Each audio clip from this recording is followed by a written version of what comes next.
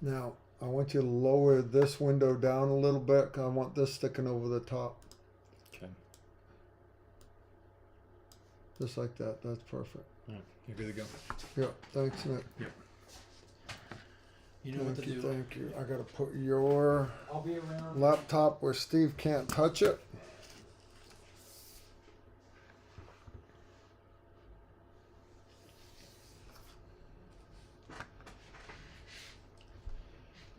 Thanks, Nick.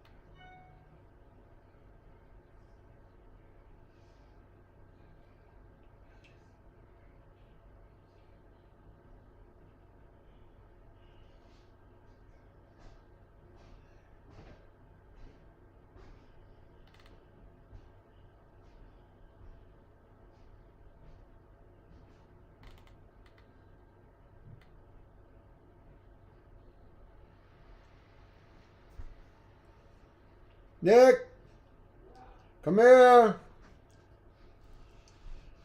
Fuck. What's up? All right, your thing, What? it quit. So I started playing it again. I just clicked the circle button, so it should loop, right? Yeah. Just let it see if it gets to the end. You only got Here. Loop. There. loop. Okay.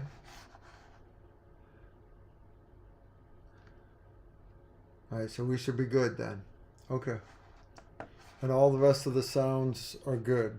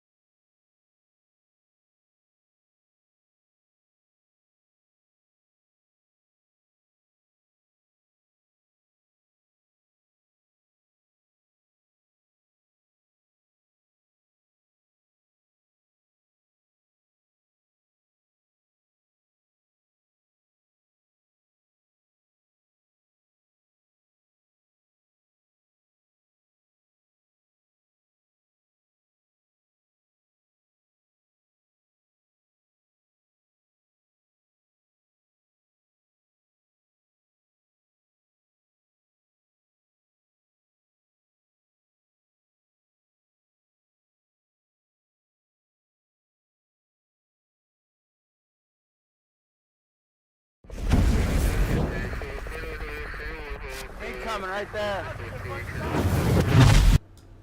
All right, hey everybody. Let's see. This is the part where I ask you guys if you guys can hear me. Can you guys hear me okay? All right, I'm looking. I don't see anything moving. Can you guys hear me? Is that like a yes? Is that a no? I got a okay, and you sound like you're doing okay. Yes, sir. 5 by 5. All right. All right, we had some audio issues earlier. No big deal. No big deal at all. I got Steve Holland. I'm watching him on the security cameras. He is getting his stuff out of his ride. He'll be down in a few minutes. We're going to have a great live stream tonight for you guys. We've got a lot of great stuff to talk about. I am wore out. I just did a 72-hour straight road trip. And but before I get into that, we got a great new sponsor tonight, right? Warwood Tool. Warwood Tools, right? You guys got to go to warwoodtools.com and check this out. Serious as a heart attack, guys. I didn't believe it either. Like, why would they want to sponsor this show? Because these are, all the tools, right? You go to Lowe's, you get, you buy an axe or a pickaxe or something. It breaks the second time you hit the ground. Nada. These are like the original tools for like putting in all the railroads and the lumberjacks use and all that stuff. It's family owned, operated for over 160 years. 160, not 60 years, 160 years. Seriously, it's a heart attack.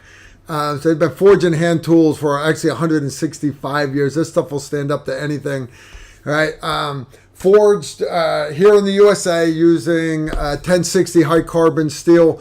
Their craftsmen are usually are actually using World War I and World War II era drop hammers to forge each one of these things one at a time. Totally badass. They don't take any shortcuts or nothing. They use nothing but high quality US steel. You're looking for hand tools that are going to last you pretty well for the rest of your life. I'm talking big firefighting axes to sledgehammers to no joke. You want the tools, the hand tools that they use for putting in railroad tracks 165 years ago. Is that not badass? That's totally badass. So warwoodtools.com. Check it out. I appreciate them sponsoring us tonight. You want to support us? Check out our sponsor. Go to their website. Check it out. You might need that new sledgehammer, and you can. I was checking out their website. You can pick what weight sledgehammer you want. You get the big monster thing, all the way down to the little bitty one. If you got girly arms, you get something that you can swing. Get something that you can swing. That is some good coffee, guys. Good coffee. So today was spent all in pre-op. I'm getting ready to have my left knee replaced. Too many years of running with a rucksack and climbing up and down mountains and bad parachute landing, stuff like that. Time to get my knee replaced. So pre-op today. Tomorrow morning, me and the wife, we are leaving. We have loaded up the camper and the Jeep, and we are going off-roading with Karen and Toby. They're usually hiding in the chat room, but they're actually, I should be just getting on the road to head that way. Mickey and Melissa, and Mickey's daughter, Melissa's son, they're bringing their Jeeps. Anyways, we're all converging. If you guys are this side of the Appalachian Mountains, in eastern Tennessee, there's a off-road park called Windrock Off-Road Park, and it is supposed to be the best off-roading east of the Mississippi. Last year, we went to Moab, Utah. We went to the Rubicon Trail in California, all through Colorado. This year, we're doing Windrock. And so anyways, I mentioned my camper. Now, I was having a tune-up on my camper where it's made in Salt Lake City. And my nephew was supposed to go out and pick it up for me, bring it back. And it was his dad needs a kidney transplant. They had a donor. The donor is no longer compatible. So anyways, it was a rough week around here for them. So I was like, show must go on. I will go. So I drove straight there to Salt Lake City. I was there 1 hour, picked up my camper, drove all the way back. got in late last night, and yeah, I'm a wreck. I'm tired. Fast forward today, it was all pre-op, and that's all right. That's all right. We had us a good time. Survived just fine. No, I got in Sunday night. Yesterday, Memorial Day. It's blurring together, guys. It's blurring together. I hope everybody enjoyed their Memorial Day. I hope they did. And my Memorial weekend, I'm going to do next weekend. We got some World War II and World War I memorials that we're going to go check out near where we're going to be camping out. We're going to go do some whitewater rafting, some zip lines, all kinds of fun. The wife doesn't want to just ride in a Jeep doing off-roading for 7 days straight. That would be boring real quick. And I want to go whitewater rafting with her. So we're going to have a good time. We're going to have a good time indeed. You guys did not come here to listen to me jibber jabbering, running my mouth. Well, maybe you did. The whole point of doing a live stream is interaction. What is new on the horizon for us here at Tactical Rifleman? What is new on the horizon for you guys? What questions you have, stuff like that. So you notice Super Chat's not turned on.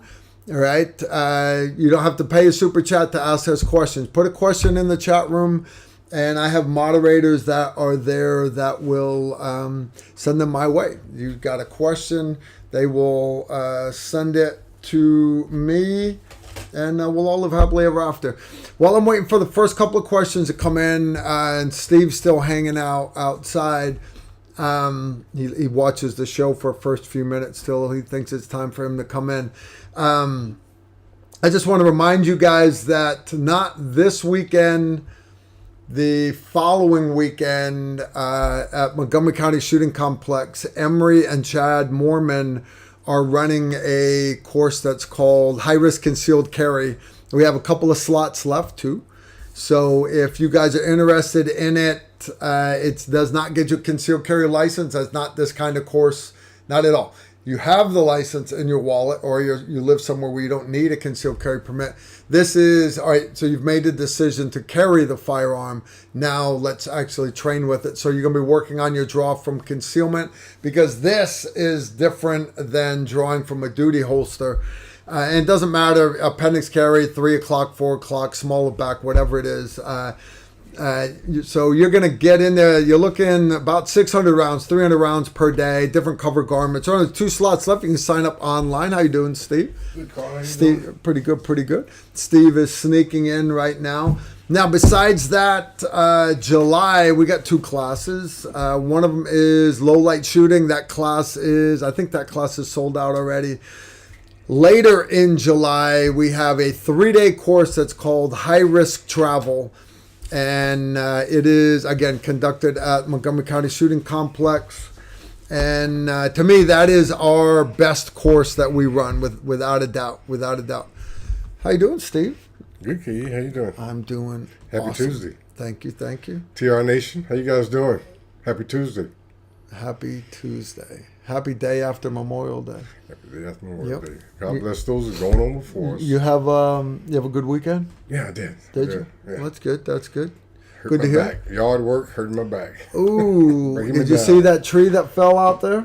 Yeah, I did. No, he didn't, because me and Randy already cut it I off. saw it last He week. saw it last week. Yeah, last week. But that whole tree is gone.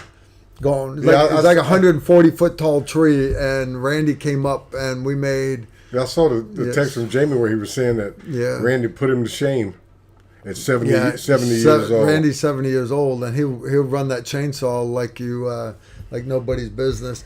So some of those rounds of wood they're this big around. You couldn't lift them.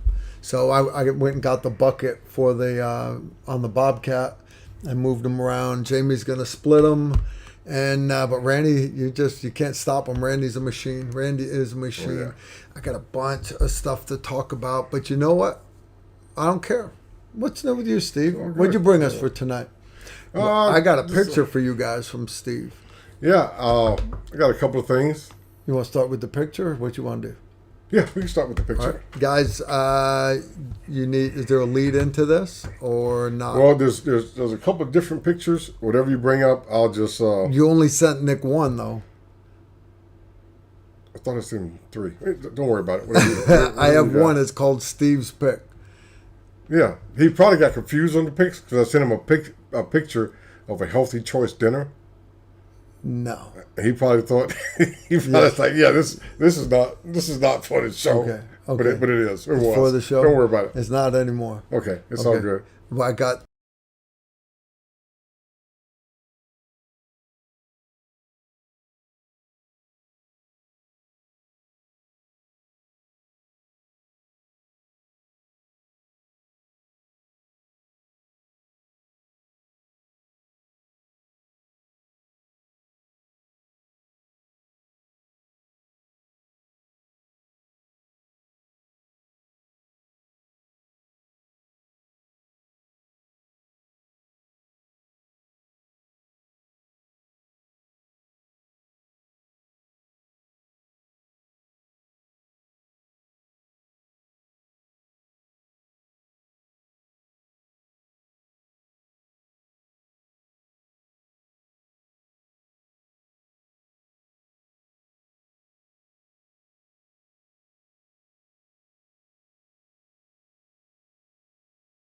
Man. All right. All right, guys. I'm being told that we don't have any sound on that So picture. why are you telling them you don't have a sound? They can't hear you. No, they do now because they they do can now? see you. How about now? Do you guys got sound on the picture now? I believe you do. All right. Okay, so last week, I think it was Simple Paratus, might have been somebody else, that brought up, when I was talking about shotguns, they brought up Clint Smith, Thunder Ranch. Thunder Ranch. So I went and dug up this picture thanks to Stephen Joe over there on the far left of the picture. Jackie Chan's stunt guy. He worked for Thunder Ranch back in the day. Was that the same guy we Up met in up in Vermont? Yeah. Yeah. Okay. Yeah, and so what you're seeing is the user assessment for the Mark 12 SPR and the Mark 262 5.56 77 grain ammunition. And whenever we did or do a user assessment after all the other contractual requirements are met for whatever platform you're working on, they have a user assessment, and since it's a SOCOM project under 5th Group and Crane, we always involve all the services that are part of SOCOM. So what you see in the front row, starting on the left in the DCUs, is John Vandenbosch, myself, Scotty Castlin, Clay Humiller in the flight suits, Don I Alexander. was gonna say that looks like Don Alexander. Yeah. Don Alexander, and to the right of Don is Ira K of Seymour Optics.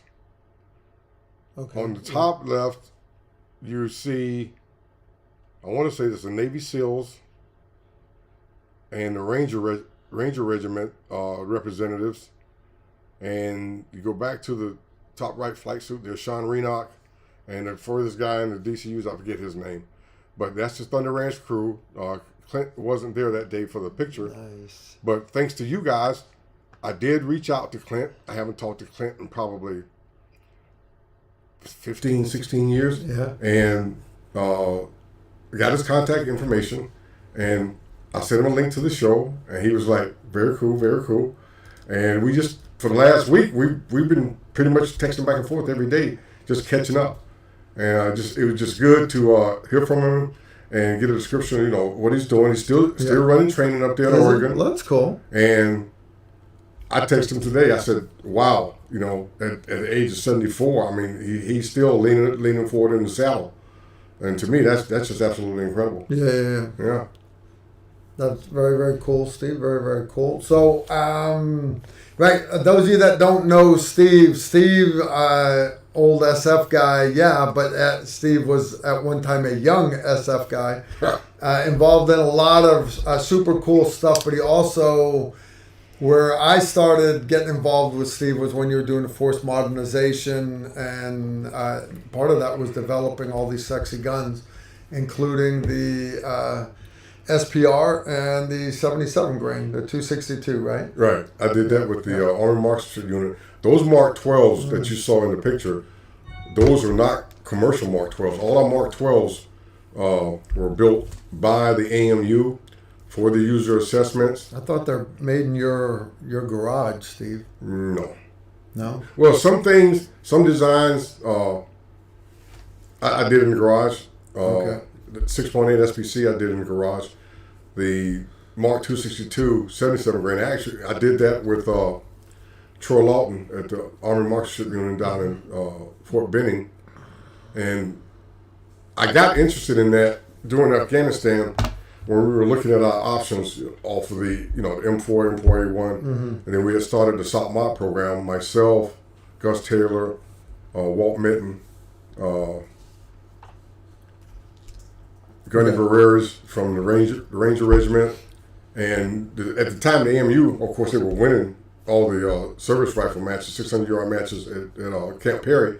So I took a TDY trip to Camp Perry. I said, hey, I want to, see how this works. See how, everything. I mean, I was there, Benny, watching them shoot, but I wanted to see it in competition, especially compared to the civilians. Yeah. And of course, guys, they were shooting M16A2s, which I'm gonna have to get an example of what started me down the road on the Mark 12 SPR.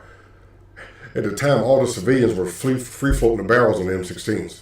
Of course, in the M4A1 program and SOPMOD program, accessory kits, we didn't have that, but we were putting all this weight on the barrel. And the AMU had taught me, don't touch the barrel. Don't put any tension on the barrel, no sling or anything else. Yeah. So I got with Chris Murray. I said, what are you guys doing on your A2s? Of course, the A2s are running the 20-inch barrels. But they had to keep it Army common, service common. Yeah. Just like when they went from the 1911 to the M9. They had to take the M9 and make it a competitive pistol, but it still had to look like the M9. So basically what Chris designed, he designed this amazing stainless steel tube that attached up at the barrel nut, came out right behind the front sight gas block, and it had the standard M16A2, that little collar up front that holds the grips. The handguards, yeah. So the handguards, so once that tube went out, the handguards, the standard M16A2 handguards, went into that, but the tube was sitting underneath the handguards. If you look through the ventilation holes, you can see that stainless steel. But that was totally free floating, those handguards, and the handguard retaining cap off of the barrel, off of the gas block, everything else. So when they sling up, they're putting pressure on that tube, but not on the barrel. Yeah. And that's how they were winning in the Mark 262 77 grain. They actually went along a lot faster than I expected, because in the military, it's so hard to get the old school ammunition directorates and weapons directorates and that whole mafia of people, get them to change, to make a change. They always want you to get money for them and spend 10 years of study and testing. And we were like, we want to do this in 6 months. And believe it or not, I want to say we got it done probably about 10, 11 months. And then, of course, right into Afghanistan. But I didn't want to go with the stainless steel tube that Chris had for the A2 handguards. So I basically looked at all the tubes that were out there on the civilian market, and there were a couple of them that I liked. And I just got with Crane. I said, I want to go with carbon fiber. And so I just drew up the design, and we sent it down to Chris Murray at AMU. And Chris, I can't say enough about Chris. I worked with Chris for almost 5 or 6 years on so many different projects to enhance the soft capability as compared to what the AMU was doing for competition. So one of the main things I wanted to do was I wanted to get that front sight post out of the way. We had all these optics for the SOPMOD program. We had the 2 Trigicons, you had the ACOG and the reflex sight. The Army had the M68 CCO aim point. And for the SPR, which we were calling a designated marksman's rifle or a recce rifle, we wanted to, since we had the ability to use what we wanted to on the platform, I drew up a front sight gas block design that gave you a folded rear sight because everybody still wanted to have the back of iron sights. And so once all that was done, Precision Reflex got the contract. And so basically, we went forward with the 18-inch barrel with the standard M1682 gas tube, and doing it after that first run in Afghanistan, and it takes us back to Kevin Moorhead. Yeah. Kevin Moorhead was 18 Delta 3rd Battalion, and they got into a firefight one evening, working with the Mujahideen, and all of ISIS, Al Qaeda, you name it, they just decided, hey, we're going to all go to this firefight. So they were up in the mountains, up in the rocks, and this I don't know what you call it, a ravine. Draw. They went down about 200 or 300 feet. So they were up top with the Afghan allies, and Al Qaeda and ISIS, they were just showing up 50, 60, 100, 200. And as it got dark, they started coming up the ravine. Well, of course, this firefight was going on for like 3 or 4 hours, and Kevin Moorhead, the medic, with his Mark 12, he basically offsets to the far right side of the ravine and worked his way down halfway where they basically had piled up in the rocks and were firing RPGs, shooting machine guns back and forth. And Kevin running a Mark 12 with the Ops Inc. suppressor, and that was before we went to the Surefire suppressor. Kevin running the Ops Inc. Mark 12, shooting the Mark 262. It's about maybe, I don't know, 250, 275 yards offset of those guys. But every time one of them would stand up from behind the rocks to either fire an RPG or shoot his machine gun, Kevin would pop him. And since all this ballistic traffic was going back and forth, it never dawned on him that these guys were getting hit from the side, not from the front. So at the end of the firefight, the battle that night, that morning, of course, the fast movers come in, and they just tore up that valley. I think they estimated they killed like 365 guys in like a 10-hour period. But during the aftermath of the battle, as the SF teams and their counterparts were working back down the ravine, recovering bodies, checking bodies for intelligence, taking weapons away, one or two of the guys pointed out that, hey man, it's like 40, 50 guys down here that all been hit in the left side under the armpit. And that's what Kevin did that night. And he ended up winning a Silver Star for his efforts working a Mark 12. And it was an interesting story because we had a weapons directorate meeting, and they have meetings all year, and every once in a while a unit will host it. So we hosted it because we wanted to show all these people. You saw SOCOM, Picatinny, the whole thing. We want to show them that we were evolving the Mark 12 from the Mark 262 over to the 6.8 SPC. So we did that demonstration, and you were there that day because we also had the Barrett. Yeah. I think it was the 25 millimeter. XM 109? 25 millimeter. 25 millimeter. And I'm still trying to get pictures. I know I got pictures of you shooting it. And the medic for the range that day was Kevin Moorhead. Now, I had heard about Kevin, and I heard about the battle, and I heard about him winning the Silver Star, being selected and awarded the Silver Star, but I had never met him in person. In a Special Forces unit, you got 3 battalions. 3 battalions has 3 companies. Each company's got 6 A teams. You don't necessarily know everybody in the group. So I had heard about Kevin. I knew what Kevin had done. And, in my office, they say, hey, Mark 12 guy just ran amok one night, killed like 50 guys, won a Silver Star. And I was like, oh, great, but on to the next thing. So when we had that demonstration that day for the 6.8 and the XM 109 Barrett, right as everything's finishing up and all the visitors are getting on the buses and leaving, Kevin walked up to me and said, hey, am I done for the day? And I was just, yeah, doc, you're good to go. You know, I mean, thank you, you know, for, you know, coming out and, you know, covering the range for us. And he just looked at me, walked to me and said, hey, man, I want to shake your hand. And I'm standing there. You know how it was that day. It was hot, dusty, you know, got everything done, get these people out of here. We got to clear this range. We got to account for all the weapons. And he said, hey, I want to shake your hand. I was like, okay. He goes, yeah, man, I shake your hand. Thank you for saving my life. And I was like, okay.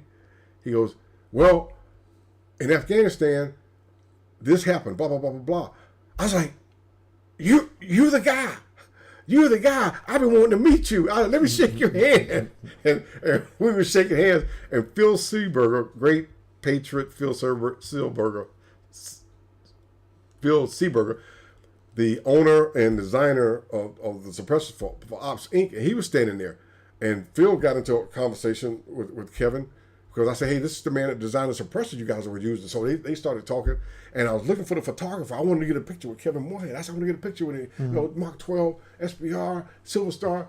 And the group photographer had gotten on the bus with the other people, and he was headed back. So I never, and to this day, I just wish, I said, man, if I would just, I wanted to get that picture with Kevin, because on the next rotation into Iraq, Yeah, he got killed in Iraq. he was killed in action on that one raid.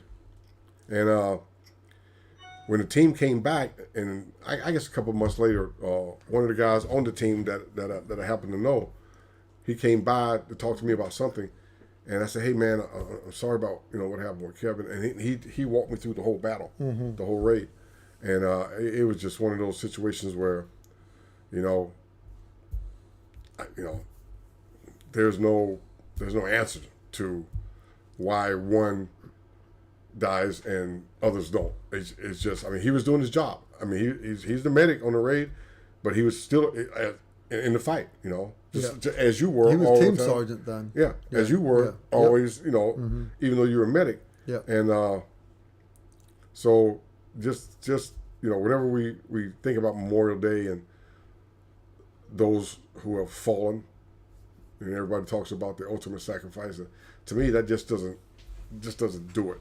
But Saturday before Memorial Day was the 5th Group Gold Star ceremony. Yes, it was. They started calling off names for each of the trees planted on Gabriel Field, and the first couple names I didn't know, but then they started calling off the names of basically everybody from when the towers fell on, and I was like, every one of them, I've got a story with these guys, even if I didn't know him, it's like, hey, I went to Griffin Group with him. He got attached to our A team, and the guy's an ass clown, so that's how I remembered him, or whatever. But yeah. Moorhead and Marcus Foster and Bennett, just all those names, one after another. It's rough, guys. It really is rough. Part of, you got all these guys, they become a SEAL for 4 years. They get out, and then they're a SEAL the rest of their lives. How many years did you do, Steve? In group? Yeah. Total. 30 years total, 24 years total in 5th Group. See, I did 25 and a half years total, most of that on an A team, but I did have a few years in the regular Army first. I didn't go SF till right after Desert Storm. And you deploy so many times, and you understand you're throwing the dice every time you deploy. And that's why and I'm not bashing the SEALs. You guys know I'm not bashing SF guys that get out after one deployment and then they get out, do whatever. But a lot of SF guys, especially in wartime, we don't get out. We stay as long as we can. And you can only roll the dice so many times. And there's a lot of SF guys that have been messed up. Gabriel Field used to have just a couple rows of trees down the left side, and it was no big deal, mostly training accidents. You go out there now, it's a freaking forest. They ran out of room on that side. They had to start planting trees on the other side. And Yeah, it's a pretty impressive feeling. And if you ever get a chance to go to the 5th Group Gold Star ceremony, do it. But even if it's not going on any time of the year, if you're ever near Fort Campbell, go on the base and you can go right out on the Gabriel Field, stop one of the Red Berets. That's all of our support kids. Or if you see a Green Beret walk around, stop and ask him, just, hey, I'm trying to find Gabriel Field. And they'll point you in the right direction for sure. Steve, we have got what's that medical term? A metric fuck ton? Yeah, we have a metric fuck ton of questions. So we're going to start off one from Echo Sophist. Hello, TR Nation from the Police Academy. What quick detach mount do you use for magnifier with primary arms micro prism? Mine actually does not have a quick detach on it. I have to put it on with a torque wrench. It swings to the side. In other words, I don't have a good QD mount. The QD mount that is on my my EOTech magnifier, I got it from EOTech, so I don't know who the actual maker of it is. All right, Invader 137. Carl, can you recommend a good holster for a SIG P320 compact? I'm okay for inside or outside the waistband. Thanks. Honest, if you're going to go outside the waistband, I'm going to push you towards a Safariland holster just because they have better retention and you can get one for whatever weapon light you're running, whatever optic you're running. Number one. Number two, if you say, well, I don't run a light on my pistol, again, I'm going to tell you I'm done talking to you because it means you don't take carrying a firearm serious. And I know I'm hurting a lot of people's feelings here when I say that because they'll tell you, well, I got an optic or I've got tritium sights. I don't need a light. And I call bullshit. Nobody used to run lights on their EDC pistols because there were no small flashlights. That is just not the case anymore. There is zero reason to not be running a light on your holster. A light on your firearm, which in turn you need to have a holster that will hold the light. If you want inside the waistband, there's a bunch of great companies that make inside the waistband holsters, Alien Gear. There's just a whole bunch of them, great company. Blade Tech makes the holster that I'm wearing right now for my Glock 43X. That's got it's got a light and it's got an optic on it. Trying to think of who makes the one that my Glock 19's in. Anyways, I used to swear by Crossbreed holsters. They're very comfortable for inside the waistband, and they're good holsters. They are good holsters, guys, but they don't have as many light and laser options, light and optic options as I like. If you want outside the waistband, though, guys, I'm always going to push you towards Safariland. And yeah, guys, I can't stress it enough. If you're going to carry a firearm, you need to have a light on it.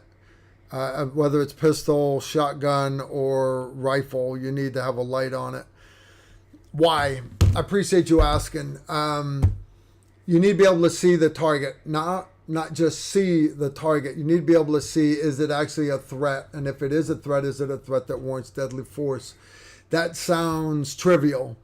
All right. I understand you can see a paper target. Paper target is flat. It reflects 100% of the available light off of it. This shirt appears green to you because it is only reflecting the green part of that spectrum of light. All right. A white sheet of paper with a bullseye on it reflects all that light. Here's the real reason why you need to have a light. It was a couple days before Thanksgiving. I don't remember what year it was. It was a couple years ago. I never met the guy. It was a 5th Group Major from our group, 5th Special Forces Group. His dogs started barking, and He got up, he got his Kimber 1911 with tritium sights out of the nightstand and moved down the hallway. He knew there should be nobody in the house because his daughter's away at college, a baby. They had another baby, so I'm told that was in there with mama. And so when he was going down the hallway, he could hear a human being in his living room.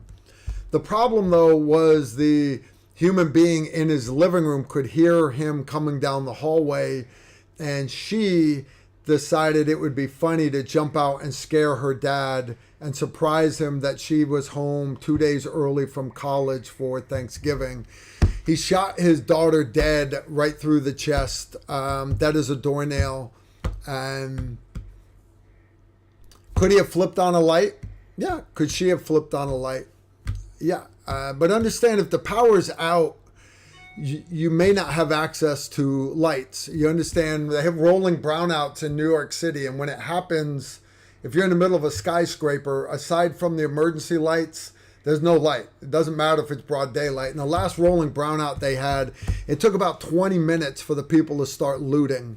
Right? You understand there are people out there that are just looking for a reason for society to break down. And anyways, guys, I preach, run a light on your combat guns. And that includes, guys, that includes your, it includes your EDC pistol. All right, next question, Tommy Salter. Carl, have you ever met an old SF medic named Robbie Eves? You know Robbie Eves? No. SF medic? No, sorry, Tommy, I do not. Without further ado, what kind of camo are those red shirts? What kind of camo were they wearing? In your picture, right there. What kind of camo is?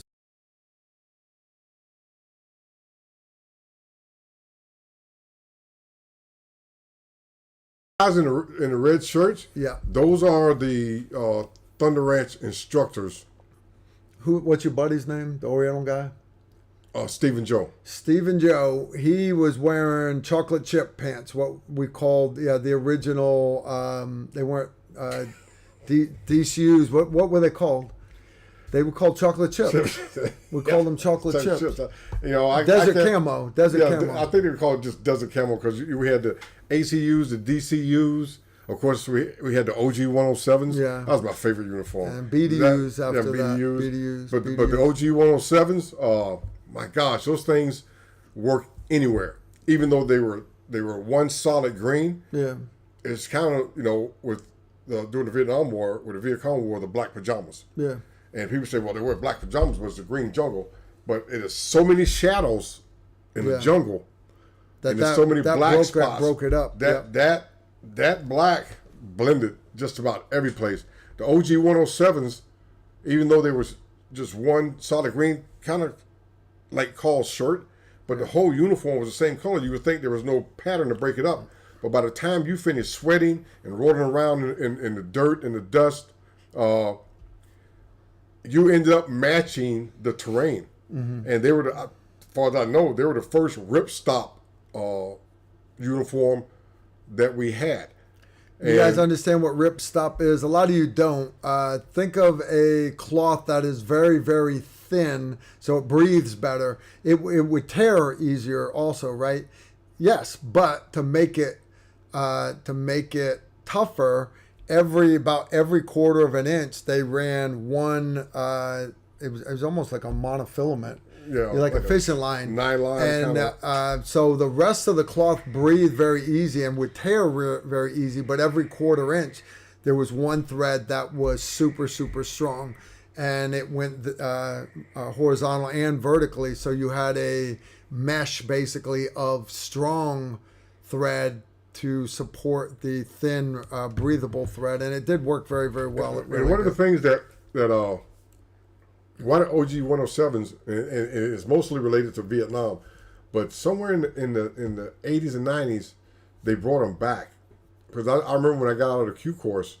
It was in a BDU pattern, but they were no. They had the green ones before they did the BDUs. They had the 107s. Because I remember going to clothing sales on Fort Bragg, and it was right after I got out of the Q course, I was in a signal company, fifth group, and they had them on sale for like $6 for the pants and $6 for the shirt. No shit. And everybody was just grabbing them, and they dried so fast. I mean, you could sweat. You could come out of a stream, out of the swamp, and all these other uniforms would hold that water, But the ripstops just, because they were made for the jungle. They were made for Southeast Asia, for Vietnam, and they were designed. I don't know who designed them. It wasn't part of the military design teams like Native Lab, because those were people that said chocolate chips you will disappear in the desert wearing chocolate chips. and I remember one time I don't know what country we were in. I think we was in Morocco, and we had chocolate chips, and they just looked at us like, "What the hell are y'all wearing?" Because it didn't blend in with anything at all. Yeah. All right, Pat G. Hello, gents. I'm in the market for an AR-10. Any recommendation? Go ahead, Steve. Well, for one, Pat, when you say AR-10, you are designating a specific company's rifle.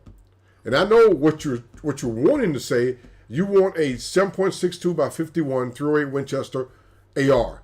But the AR-10 is actually a specific model rifle.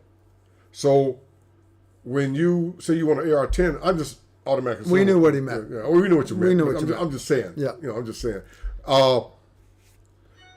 There are so many, and again, I don't really like to get into like specific companies and models, especially if I haven't really worked with that platform before. That being said, one of the ones that I do like is the LMT AR. And the reason I do is because they have what they call a monolithic rail platform, MRP. Basically what that means is the upper receiver and the handguard forearm rail system are all one piece. There's no collar or anything else that you normally see when you have an AR. Then you have to put everything on for the handguard to come over and put all that's gone, because the aluminum extrusion is cut from the upper receiver all the way out to the end of the rail, and then everything else goes inside. And to me, that gives it more stability, especially when you mount optics. Because sometimes when you put your handguard on your AR, whether it's 5.56, 6.8, 300 blackout, 7.62, 6.5, Creedmoor, and then you have to look at the top rail as it matches up in height to the top rail on the receiver. If you have optic rings, scope rings that go out to the handguard, with the monolithic rail upper, it's all one piece. And the other thing I like about it is, and Carl Lewis, he's a great engineer, great designer. It's a switch barrel, and basically, if you look at it underneath, you'll see two bolts underneath, right in front of the upper receiver, and there's two bolts sitting in there, and it's part of that whole extrusion. But if you take those two bolts out, the barrel and the barrel extension comes out of the one-piece upper receiver. So basically, if you're running, let's say you're running a 7.62 by 51 rifle, and you decide that I'm going to go from a 20-inch to a 16.5-inch barrel because I'm not out on the flat range or wherever shooting 600, 700, 800 yards. I want to run the same rifle, but I want to run a shorter barrel because I'm going to be working in a close quarters environment. So you can just pop those two screws, pull that 20-inch barrel off, and it's going to come off with this gas tube intact and everything. Slip on your 16.5-inch barrel or shorter, depending on your whole legal part of that. And then you take those two bolts and you tighten them down, and the MRP comes with a torque wrench, and you torque those two bolts back to, I think it's 100 something pounds, whatever. It's in the manual, and then you're right back at what you're doing. So you got one complete upper, and it's a switch barrel. I do like that. Okay. I got a lot of AR-10s I like. What's your mission with it? What are you planning on doing with it, basically? And caliber preferences. Do you want gas impingement? Do you want piston? Those are all things that you're going to have to decide. And then when you do, then start looking at companies. And there are a lot of good companies out there. Lewis Machine and Tools, one of them. All right, Nell Zuber. Good evening, gents. Do you have any preference between the two surefire war comps, the 3-prong and the closed time? I want to do a pin and weld on a 14.5 upper. When I did the first I did too, but when I did the first TR1, I had I offered a choice between the 2-chambered muzzle brake, which is a SOCOM muzzle brake, or the 3-prong war comp. Those were the two choices that I offered because it put the pinned and welded, it put the TR1 rifle exactly at 16 inches. So you were legal. Now, fast forward, I know now that Surefire has basically a 3-prong that is not open at the end. It is enclosed at the end, and that's the one that I'm kind of looking to go for on my new rifle. Again, is the 2-chamber muzzle brake is great for getting rid of the recoil, but is there any recoil with 62 grain 5.56? Is really not. There's just not. But one thing I'll tell you is it's beating the living snot out of the guys to your left and right on the lane. Which always makes me think of the Patreon course up on that tower. With G and his bullpup 338 Lapua Magnum with 4 horizontal ports on each side of his muzzle brake. He was wearing us out. I had Pelican rifle cases stacked around him because he was beating everybody else to death. All right, I got... Now, one thing on the... Go ahead. On the Surefire muzzle brakes, and one of the reasons, like you guys know, I like linear muzzle brakes. I like the Noveske Flaming Pig. You guys know I like that. I've been doing some work and trying to continue some work with the hate brake. Directs it all straight forward. Yep. The hate brake. The hate brake. Now, when it comes to the Surefire war comps and going to 14.5 and pinning it, the reason I do like that is because if you ever decide to get a suppressor that is being used, and Surefire does have the contract with SOCOM, and I think the Big Army is buying the suppressors also. If you pin that war comp on, you know that you will always be able to get a Surefire Surefire suppressor, and they're going to fit on that war comp muzzle brake. Now it's two, as you say, there's two. There's one solid and one that has the ports to reduce your muzzle climb. That's going to be up to you. But if I was going to, because you're sacrificing a barrel when you go down to 14 and a half and pin, because once you do that, once that barrel gets shot out, you're gonna have to chunk that barrel. I don't know if you have anybody that's really skilled at welding and getting that off so you can take that you're not gonna $300 war comp off. Yeah, you're gonna have to price that in when you shoot out the barrel. You're just gonna price. You're gonna have to do it again. You're gonna have to do it again, which is fun. Of course, we talk a lot about breaking barrels in for accuracy and then shooting out barrels. Big difference between whether you're going 5.56, 300 blackout 6.8, or you go up to the big ones 7.62, 6.5 Creedmoor. Barrel life is going to be different depending on the caliber and the muzzle velocities. So again, if when Carl talks about shooting a barrel out, that's a short time, short duration. Yeah. On the average person, I would assume. I mean, I have barrels that I've had for years, and I don't think I've got up to like 4,000 rounds through a barrel. I mean, I've got some that I've been able to do that in a year and a half, depending on what I'm using it for. So, like Carl said, you have to price that in. You have to factor that in.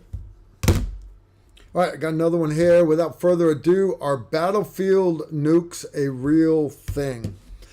All right, this is where Steve gets up and leaves because he's not allowed. I understand Steve signed a non-disclosure. He's not allowed to talk about Project Greenlight. All right, Project Greenlight is no longer a thing, but a lot of it has not been declassified yet.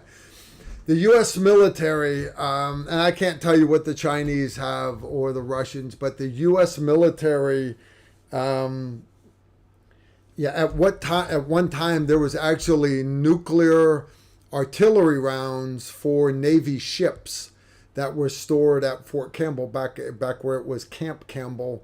There's actually a bunker complex out there. There was one nuclear artillery round per bunker. And I believe they were for like the main guns on a battleship so you could shoot them over the horizon. You understand that's not practical now because a destroyer can fire a Tomahawk cruise missile that can go 250 miles. There's no cannon on a battleship that can shoot 250 miles. So a destroyer shooting a Tomahawk cruise missile, are there Tomahawk cruise missiles that have nukes on them? Yes, there are. Not all, obviously, but that's a cool part about a Tomahawk is you can swap warheads in them. The nuke inside of a Tomahawk cruise missile is about the size of a volleyball. It's not very big. It still has a yield greater than Hiroshima and Nagasaki put together. Our use of fissile material is a lot more efficient now than it was back in the day. There were rockets actually shot by the U.S. Army back during the Cold War, early Cold War, that had nukes on them. Another nuke that the Air Force had was actually, and if you're ever at the Naval Air Museum in Pensacola, Florida, go in the museum and you'll see it in there, but you got to look good because it looks like it's a small air-to-air missile. It's about the size of a Maverick missile that the Air Force would shoot from A-10s during Desert Storm. About that size, but white. And I didn't recognize it, so I went up and read it. And it's only about this big around. It's got big fins.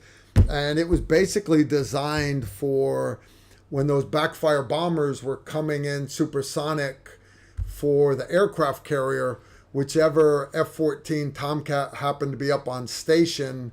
As soon as they picked up the bombers coming in, before they could launch their missiles, anti-ship missiles, the Tomcat could turn and fire a no-shit air-to-air nuke. And it basically went out, and it didn't aim at nothing. It basically went out so far and blew up like you were playing Missile Command, the old video game, and it would just take out everything.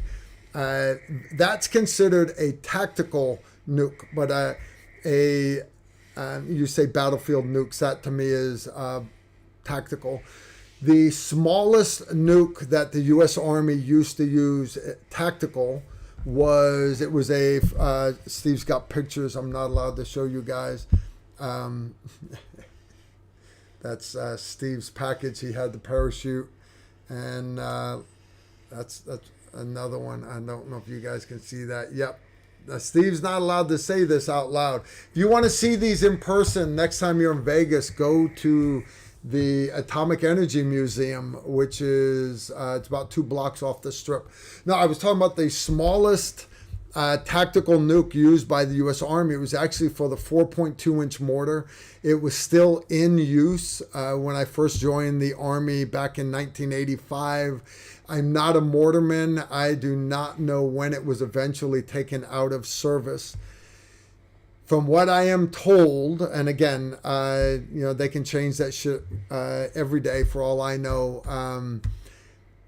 Most of these small tactical nukes have been decommissioned basically because of Tomahawk cruise missiles and stuff like that.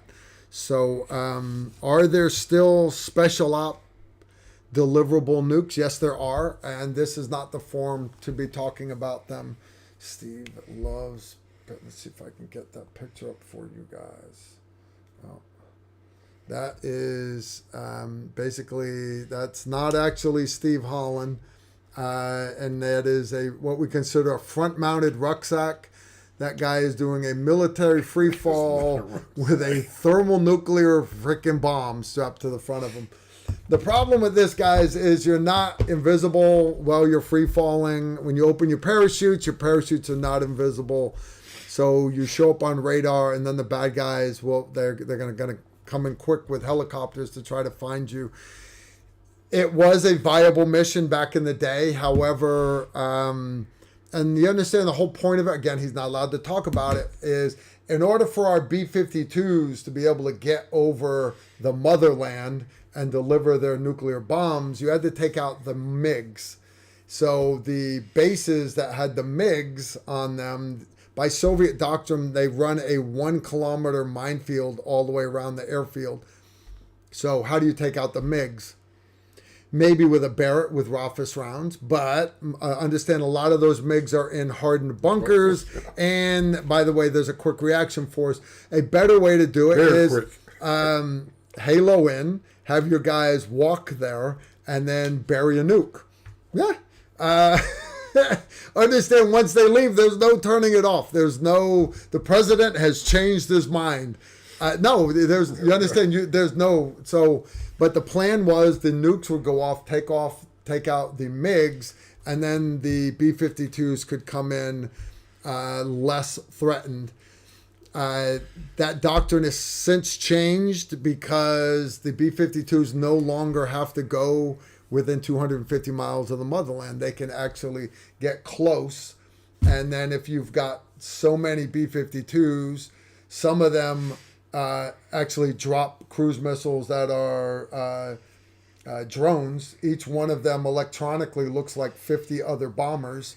Now it looks like there's 250 B-52s up there in the dark. And then the real B-52s can actually launch their Tomahawk cruise missiles from 250 miles out, and they can immediately turn and haul ass back home. You get into that, you start adding missiles that are deliverable by submarines. They don't even have to surface anymore. They can fire from depth. And then you add hardened missile silos with intercontinental ballistic missiles. And what it is you layer everything. You don't put all your eggs in one basket. You layer your defenses, but you also layer your offenses. And fortunately, Steve never had to bury a nuke. And I pray to God we never see this in our lifetimes. In anybody's lifetime. Yeah, in anybody's lifetimes. The interesting thing is, when I got to the team, and there were other guys that had graduated the Q course before me, and so there was a line, and I was probably number 18, 19. So that was like probably 7 or 8 months before I got to the team, and this slot came open, and I went with the team on a mission because they didn't have a communicator at the time. So I went with them on a mission. So when we got back, I guess about 2 weeks later, they called me up to company headquarters, a group signal company, said, hey, the team that you went on that mission with, they put in a request for you to come to their team. I said, well, there's 17, 18 guys in front of me. They said, everybody else turned it down. It didn't click. It didn't click on me. It's like, okay, so you put me in front of the line because I went with these guys. That's what I thought. Yeah. And of course, when I got there, the first day I walked up and said, hey, my company sergeant major was Sergeant Major Risto Onurma, one of the original Blue Light members. Nice, back in the day. B500, Mott Lake. That's all you had to say. Where you signed, Mott Lake. Everybody shuts up because Blue Light became Delta. Yeah. And Sergeant Major Risto Onurma, I think he was Swedish or Finland, but oh, this guy could rock a 45, 1911. But I mean, he shot like 1,000 rounds a day, you know. And so he ended up from team sergeant, he made sergeant major. So he took over the company that I ended up. So I got my in briefing, and then they said, well, you're going to a free fall team. I was like, okay. And they said, well, you're going to go to this free fall team, not that free fall team. I said, well, I thought there was one free fall team per company in different companies in the battalion. They said, no, in this battalion, all the free fall teams, all the scuba teams, then the scuba Halo teams are in this company. I was like, that's different. It just, nothing was clicking until they said, okay, 2 weeks in, we got to send you somewhere. Yeah. You got to get the class. I went somewhere for about 3 weeks, and I came back, and it was like, oh shit. They said, hey, glad you're back. 3 days from now, you go into free fall school. I said, wow. I mean, there's a lot of people in front of me. Yeah. No, you get priority. So I went to free fall school. What's Halo school? 6 weeks? 4 weeks. Like it's just 4 weeks. 4 weeks, yeah. 4 So weeks. when I graduated Halo school, and my team sergeant was an awesome guy. I tell you stories about him, but he was a Vietnam vet, and I mean Vietnam vets. I mean they were still in the group during that time period. This is the early '80s, and he was a original Sante Raider. No shit. Yeah, Really? Frank Rowe was his name, and I saw him at a 5th Group reunion about 8 or 9 years ago, and Colonel Brennan was the group commander, and Colonel Brennan was standing in the hospitality suite, and there's a guy standing in front of him. So I wanted to go over and say hello to Colonel Brennan. Yeah. So I was going over, and as I walked up, Colonel Brennan turned around and said, man, I was just talking about you to this guy. And he looked, I said, Frank. He's like, Steve. Frank was like 80 years old. I was like, Frank, you're still alive. People always say that to this, like, man, you still alive? Yeah. And it was a great reunion. But Frank was my team sergeant. So when I got back, they said, hey, congratulations from graduating Halo school. You get the 3 jump weeks, the package. 3 weeks from now, we got a train up starting, and everybody just kept like, man, you're gonna love this train up, man, you're gonna love this train up. I was like, okay. I said, now, from the moment I went with you guys on that mission where I was attached to you, and I came back, then I got assigned to you, then I had to go to this special school, go straight to free fall school, and now all you guys are talking about, you're gonna love this train up. I'm like, what's up with this, right? I mean, back then I was probably 160 pounds, okay? 5'11 and a half, 6 foot, 160 pounds maybe. And so we train up started the first day. We head down to a green ramp, Yeah. and everybody just still smiling and laughing. And they go, I had my rucksack, and SF teams, you always, you got to make your rucksack realistic. So I think our jump rucksacks were 75 pounds, maybe, Yeah. something like that. And they were like, oh, you don't need your rucksack. I was like, What? okay. They said, It didn't click. step behind the curtain. And it was like, you get to jump the monkey. How heavy is a monkey, Steve? About 105, 110 Oh pounds. shit! I can't imagine jumping a 105-pound rucksack. No. First thing I learned, and I'm trying to think who it was. I think it was Chuck Smith. He was a senior weapons guy. He goes, hey man, I'm going to be right there with you. Because Chuck had come back to group from the free fall committee. Yeah, okay. So everybody on the team. Yeah, he was the sky guy. Yeah, he was the sky guy. And he goes, brother, I'm going to be right there with you. I go, I mean, what's the big deal? It's a little bit heavier, but, he said, brother, I'm going to be right there with you. I stepped off that ramp. You don't, no. You don't jump the monkey. The monkey jumps you. Oh, so you were backsliding like a son of a gun. No, it's like, and next thing I know, I see this guy go right up to me. He's like, give me. He reached up for my hands. I gave him my hands, and he stretched out and stretched me out. Yeah. And so we had two bodies trying to slow the monkey. Oh my gosh! I was like, I looked at Matt and Tim, and I think we jumped at 12.5. And it was like, no, normally you're a free fall, and you're like, You got a minute. You fall for a minute. When he grabbed my hands, I looked down. We were already at like 7, and it's like 4 seconds off the plane. And Mal Tim was going, and he was like, let me go. And I was like, where we go?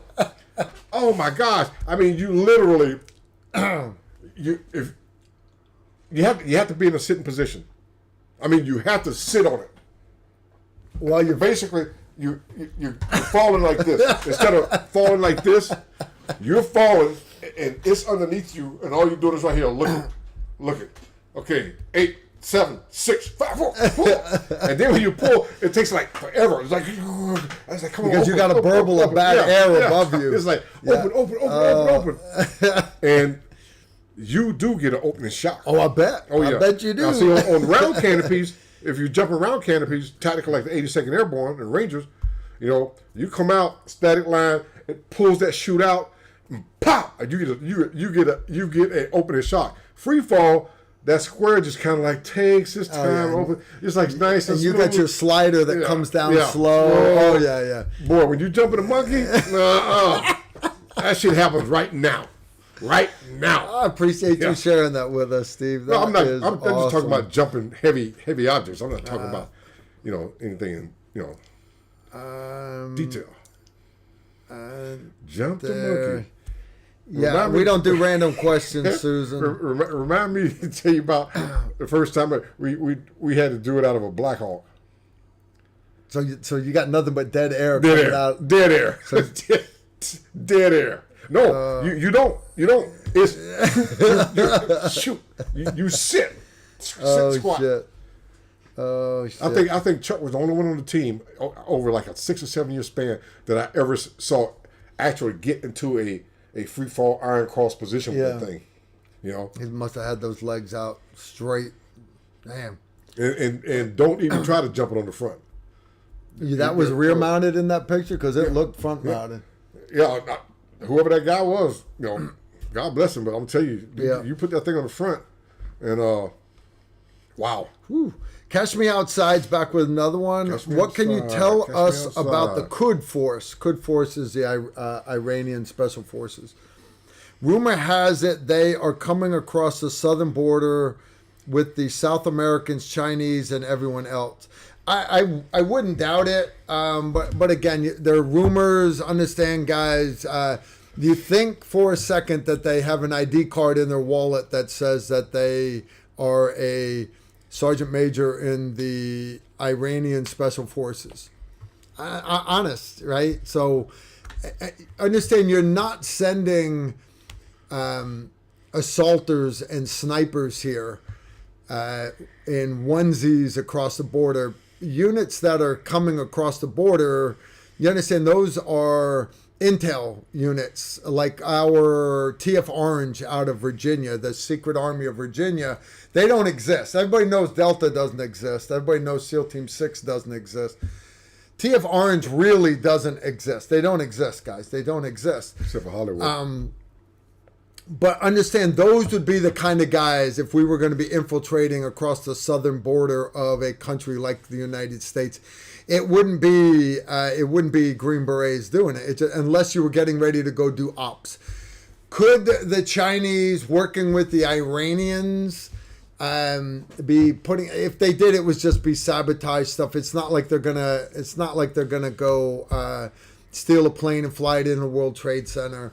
It's not. The thing you have to think about is, and you can always study these situations in history.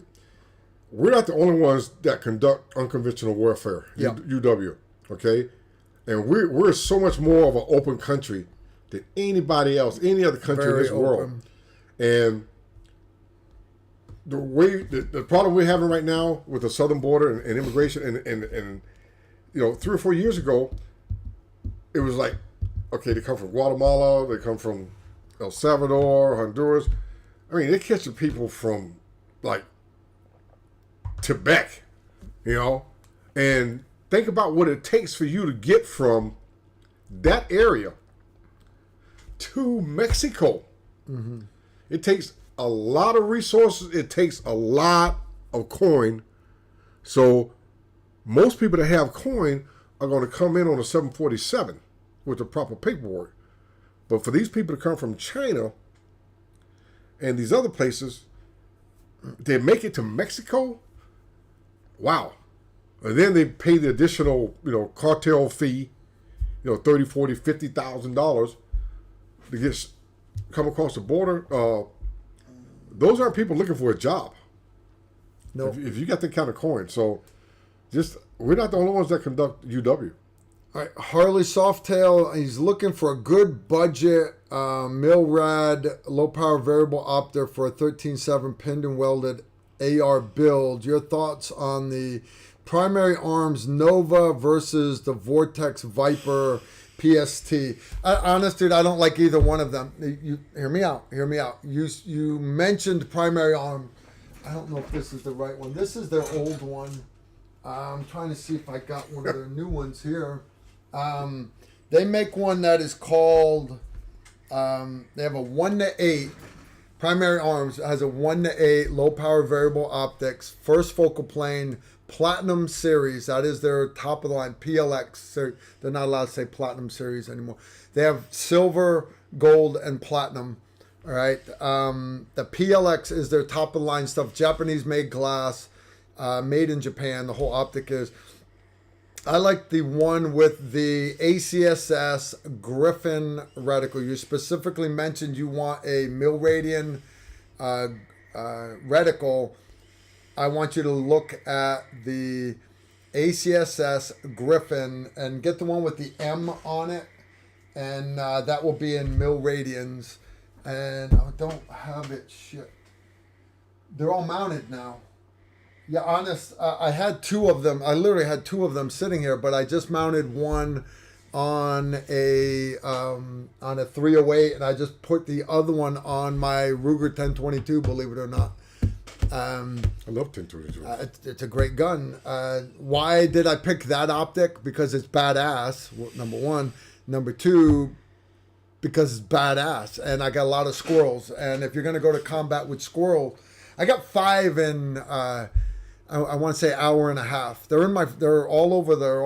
And you understand, squirrels eat the ABS lines on Chevrolet vehicles. So my mother-in-law used to think that the squirrels were cute till her son, her daughter-in-law, her husband all had to get ABS lines repaired. And she still thought it was cute till they got the ABS lines on her Tahoe. And then she looked at me and she said, kill every one of them. And I did, but I haven't messed with squirrels in a couple of years, and the hill is overran. So, the interesting thing about squirrels, they're 6th sense. You go set up someplace deer hunting in the fall, and they're everywhere. They're everywhere. As soon as you come back with a 1022, it's like poof, they disappear. I've had it happen to me many times. All right. Yeah, Harley, I can't. And don't get me wrong, Vortex has got a couple good low power variable optics.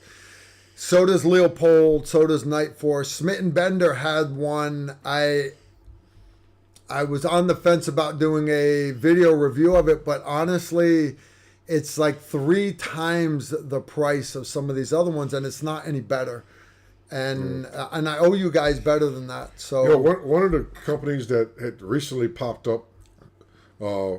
And I was talking to one of the gunwriter guys about a 1-4 for the Henry for the 45 long Colt and the 4570, and he was recommending a company called Hilux, HILUX.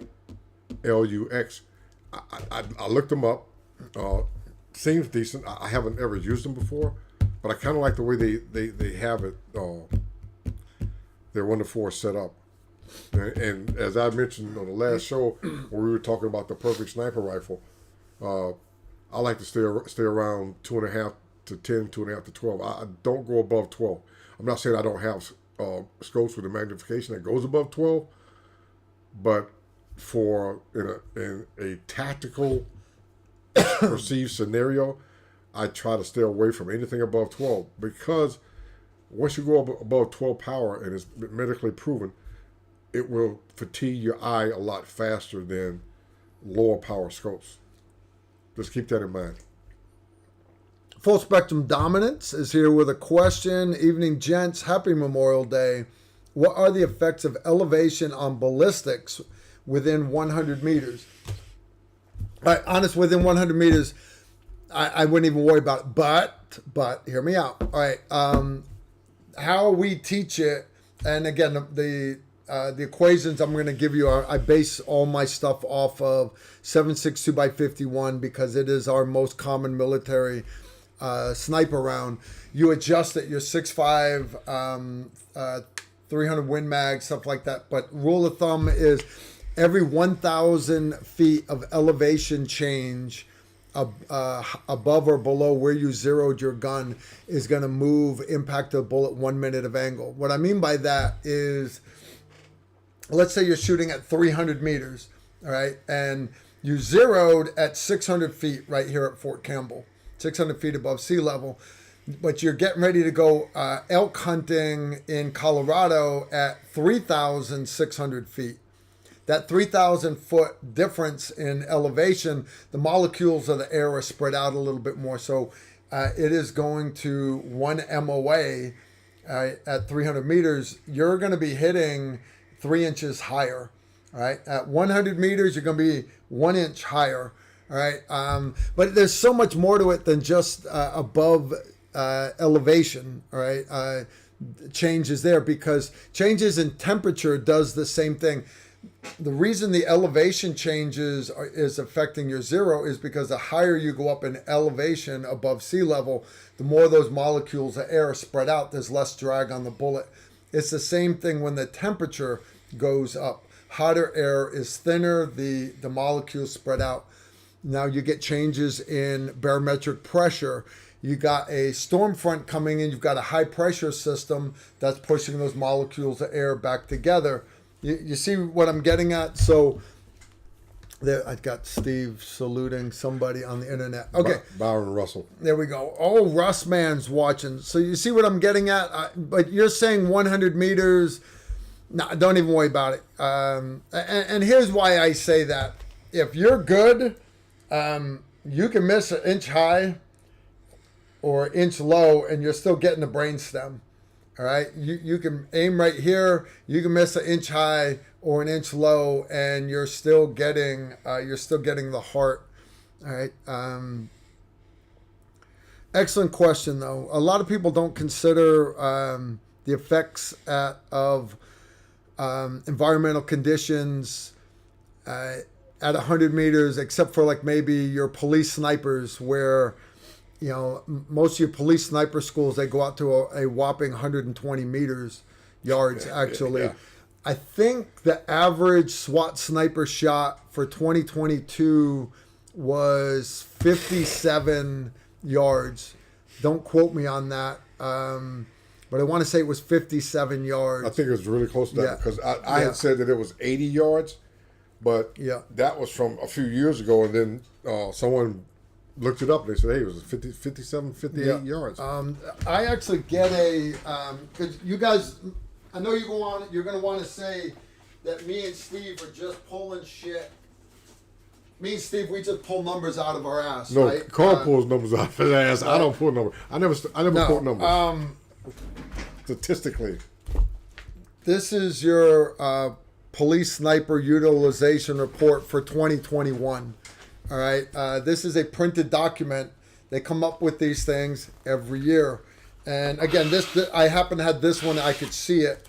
And this one is for 2021. I'd have to go dig you up 2022. But it basically covers all the shots that were taken. And why is this important, guys? Because I teach this stuff. Police sniper training and operations. I like to stay up on this stuff because, Carl, you're a military sniper. You don't deal with that stuff. That's not really true, all right? The reality is don't just be the master of just one thing, all right? Because that's not real life. You're Olympic guys that are good at throwing javelins, and that's it. You understand they're not helping me in a gunfight, all right? The guy that can throw the shot put, he's not helping me in a gunfight. Now, if I could get the guy doing shot put and the guys with javelins standing side by side, I've got two missile weapons that are going to help me out, right? You see what I'm saying? But if you got a guy that's good with a javelin and good with a shot put, good with a rifle, good with a pistol, good with a precision rifle. And so, anyways, I'm big on staying current, mastering the latest reticles, mastering the latest projectiles, calibers, and tactics, techniques, procedures. The latest hotness. We used to be cooled thermal sights. Then we went to uncooled thermal sights. Now we're back to cooled thermal sights. So we got an insane range. The latest hotness now is they're going back to uncooled. That your buddy brought down some really very, very impressive uncooled thermals. Yeah, Travis Mitchell. Yes, we got to get one of those that we can actually film with. All right. Michael Johnson. Hi, Carl. Years ago, you did a video called Sniper Grouping Drills where a gentleman with a bolt action was printing tiny groups at 300 meters. What affordable rifle would you recommend for that? Not Accuracy International. Honest, we actually just got done, me and Sularu, teaching our tactical precision rifle course. Almost every year, the high shooter is a guy that's running a cheap gun. Not cheap, not super cheap, but not running the most expensive guns in the classes. Usually have guys there with $10,000, $20,000 guns, but then I also have guys there with $1,000 guns. What I mean by that was one year, I want to say it's 4 or 5 years ago, the high shooter in the class was shooting a Mossberg bolt action 6.5 Creedmoor, but he had his data down. His technique was good. You understand, you can have, and it's not called accurate ammo. Ammo is not accurate. Ammo is precise. You can have precision ammo in a precision rifle with a decent optic to allow you to see the target, but you have that precision system and that makes you accurate at distance. But it's not just precision ammo in a precision weapon. The part with the most moving parts is the monkey that you're hooking onto the back of the gun. I'm supposed to say mammal now. I'm not supposed to say monkey. Binary. That mammal that you're hooking on the back of the stock, that has the most moving parts. And you have to exact same pressure with the shoulder on the stock, exact same cheek weld. Consistency is the key to accuracy, and consistency comes down to consistent ammo that's going to shoot same muzzle velocity, consistent lands and grooves in the barrel, consistent projectile that's the same with every made bullet. It's going to fly consistent, but the mammal again has to be consistent. So you asking for a lower end gun, I know this is going to hurt people's feelings, but I like the Ruger Precision Rifle, the RPR. Ruger RPR is a good gun. Aero Precision has another one. I was supposed to film it. Pete Jones is going to be doing a video on it. It is a good, it is a much nicer out-of-the-box gun than pretty well anything else I've seen.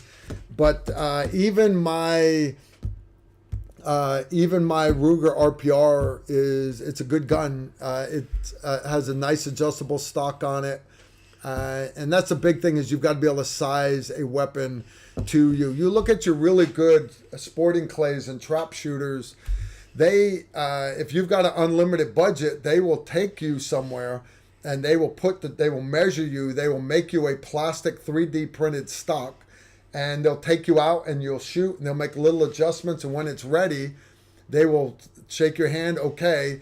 And then they go in and they make you a custom fitted walnut stock. And that, you shooting that $5,000, $10,000 or $20,000 trap gun size to you, you are going to do so much better than a $400 trap gun or a $100,000 trap gun that is sized to somebody else. There's truth to that. Same thing with precision rifle. The rifle has to be sized to you. So most of your modern guns, they don't just adjust for length of the stock, but the comb adjusts on them. If you got a really good one like my AI, the comb doesn't just adjust up and down. It also adjusts left to right because some of us have got fatter cheeks than others. You have an AI? I have an AI. Wow. It was a gift from Doc Hollywood. I taught him a class, Never heard of and I thought you were going to say Doc Holliday. no, Doc Hollywood, Brad Pitt's back I'm surgeon. your I'm Huckleberry. your Huckleberry. No, I want to give a shout out to Gavin Simpkin. Thank you for the compliment to myself and to Cole. there you go. Gavin is good people. He's also from Australia, from down under. He's a big fire rescue guy. Always has questions and stuff for Randy Worst. Gavin, I usually send them to Randy, but sometimes Randy does not want to be bothered. I wouldn't say that. You said No, you got to get there are Randy's times attention. where Randy's busy. You got to get All right, Randy's attention. It's like the rest man. He's sitting me say, "Hey man, I asked you for this aim point like a month ago." Guys, if Right. you're not sure what drill, what video Michael Johnson was talking about, he says it's called Sniper Grouping Drills. It's actually a really good video, and you can find it in our video archive. I started to put out a big series of sniper training videos, but the reality is that they didn't do very well. They just didn't. There's not a lot that for every one person that wants to learn precision rifle, there's 10 people that just want to own a precision rifle and just shoot it and not actually learn how to use it. But for every one of them, there's 200 people that just want to do AR and pew pew. So I try to give you guys what you want. Here's another thing that'll freak you out. Let me see if I've got one here. One of these pictures. I do not. If you look at a lot of my old sniper pictures, me shooting from hide sites and stuff, a lot of times you'll see me shooting my rifles left-handed. That is because I shoot left-handed. Why, when I shoot my video, when I film my videos, why do I do my videos shooting right-handed? Because all of you guys do. The reality is that 95% of shooters in the U.S. shoot right-handed. So me being in the military, a lot of our guns were set up as right-handed. I originally learned to shoot right-handed and then was taught, if you're going to do this correctly, you need to shoot it left-handed because you're left eye dominant.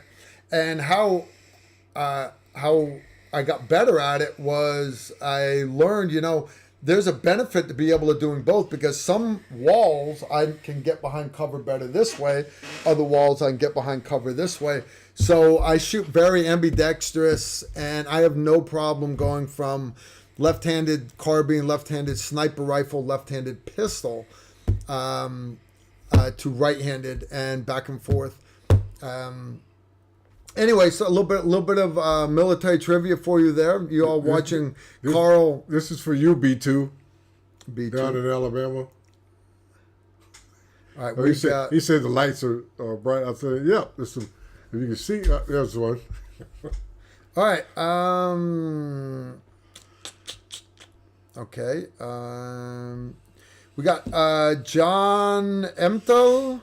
Does Steve have an opinion on the LaRue rifles, in particular the OBR in 7.62 by 51? OBR is a great gun. I do not. I do. My old SIF company, the Snipers, we were issued the SR-25 Mark 11, which is a great gun. However, I will not give Reed Knight or his piece of shit son, Trey, a dime of my money. So, was that off the top rope? I thought that was off the top rope. That was off the ladder, right? Okay. connected to the top rope, onto the table with the chair in your hand. I don't agree in their business practices and how they have sucked so much money out of U.S. SOCOM. I disagree with their business, but that's business. That's why I'm not a businessman. The SR-25 Mark 11 is a good gun. That said, we wanted one. Everybody wanted one at home. So what a lot of the snipers did, Gipple was one of them, a bunch of guys. Sularu's got one also. These guys would all buy, I didn't have the money, they all bought LaRue OBRs and completely decked them out like their SR-25 Mark 11s. It gets better. The OBRs did so well that a lot of guys were painting them just like their SR-25 Mark 11s. They would put their serial numbers on the team property book, and they would deploy overseas with their personal owned OBRs. Yeah, don't let that shit get out while you're overseas. That way, when customs check their stuff, it's a serial numbered gun. It's in a gun case, no big deal. Is that illegal? No, it's not illegal. It's against several Army regulations, but the reality is guys wanted to go with a good gun that performed very, very well. I would bitch whenever guys would want to bring subpar equipment just because it looks sexy. Guys would want to buy an optic or something like that, or I'm like, no, dude, that's bullshit. You're stick with the M68 aim point or stick with the EOTech. Those are good optics. But we're allowed the latitude to run different gun parts within reason, but you're not serial numbered items. But again, we had A teams where everybody on the A team would buy matching Kimber 1911s, and they would put their rack number on the grips of their Kimbers, and they would all be in the box, and customs would check, and they were all identical. There was a Kimber 1911 for every guy on the team, and they were all on the property books, and not my A team. But I know a bunch of A teams that did that. Their teams weren't getting issued 1911s like the SIF company was, and they wanted 1911, so they dropped their own money on it.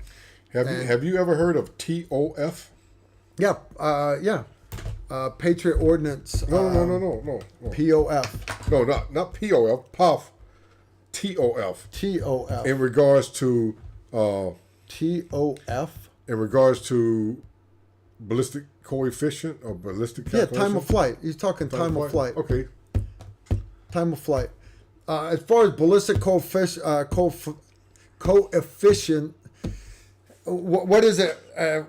What we're talking about, guys, is, and that's a number, your BC. They'll say it on one of the boxes. If Steve grabbed one of those boxes up on the shelf, it'll tell you what the BC is for that projectile.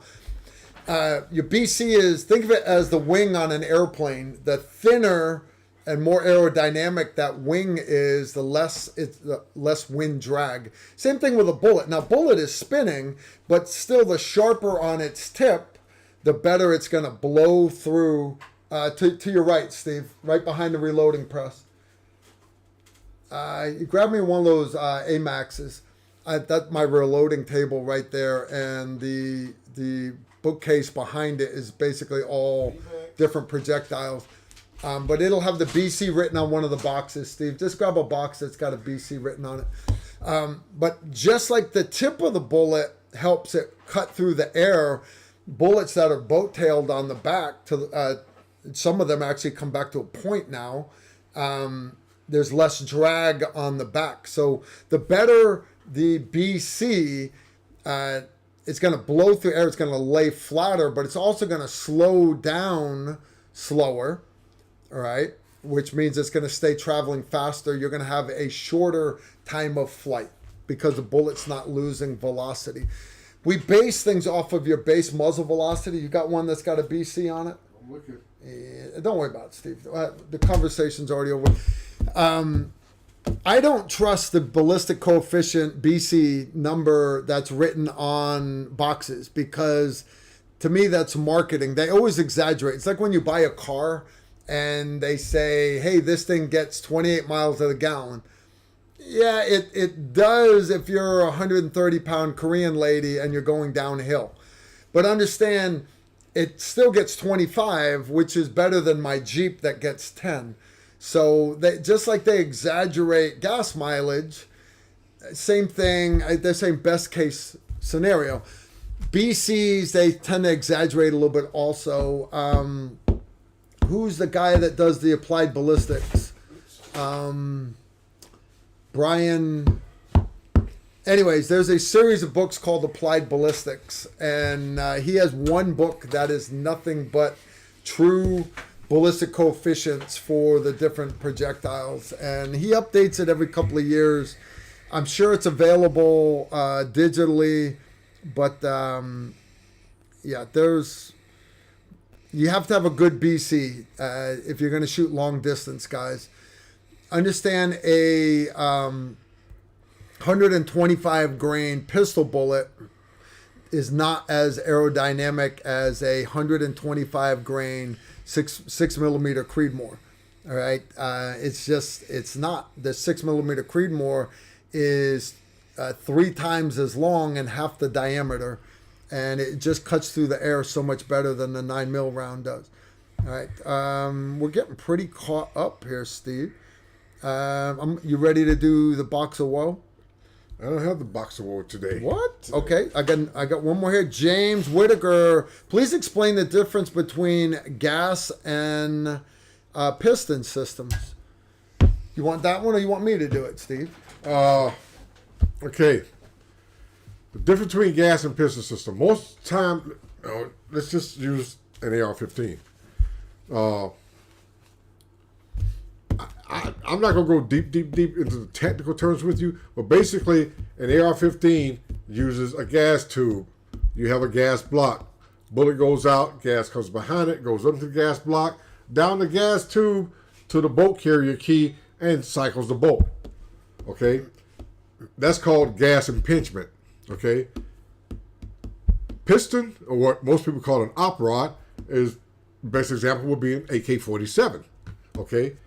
Bullet goes down the barrel, gas comes out behind it, bullet goes out the bore, gas goes up into the gas block into a small piston chamber builds up. A gas chamber builds up, and it pushes a rod. The rod goes all the way back to the bolt carrier group, and it cycles the weapon. So an AR has a tube with gas going back to the bolt carrier, and an AK-47 has a piston rod.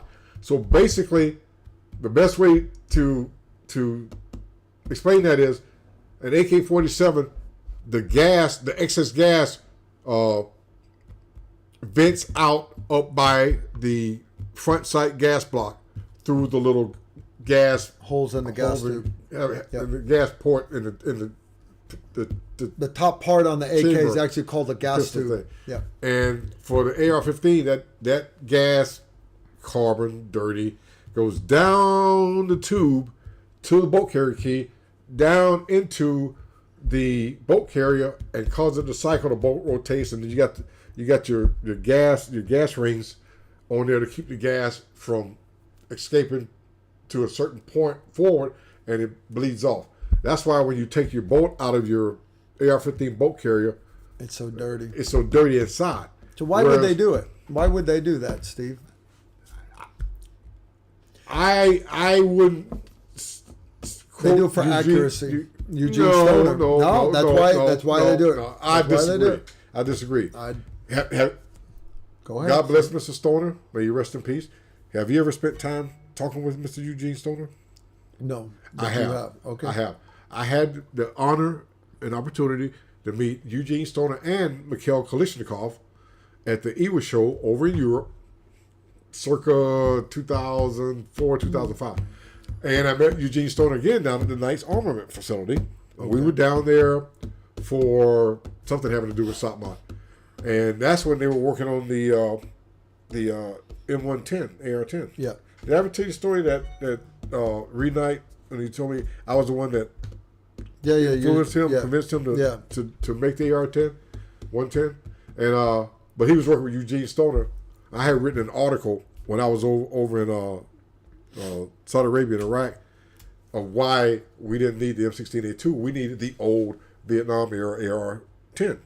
And for some reason, Shooting Times made it the front story on that magazine, and Reed said he read that, and that got him to do that. But my understanding of Mr. Stoner's reason for using the gas tube, gas impingement, was to reduce weight.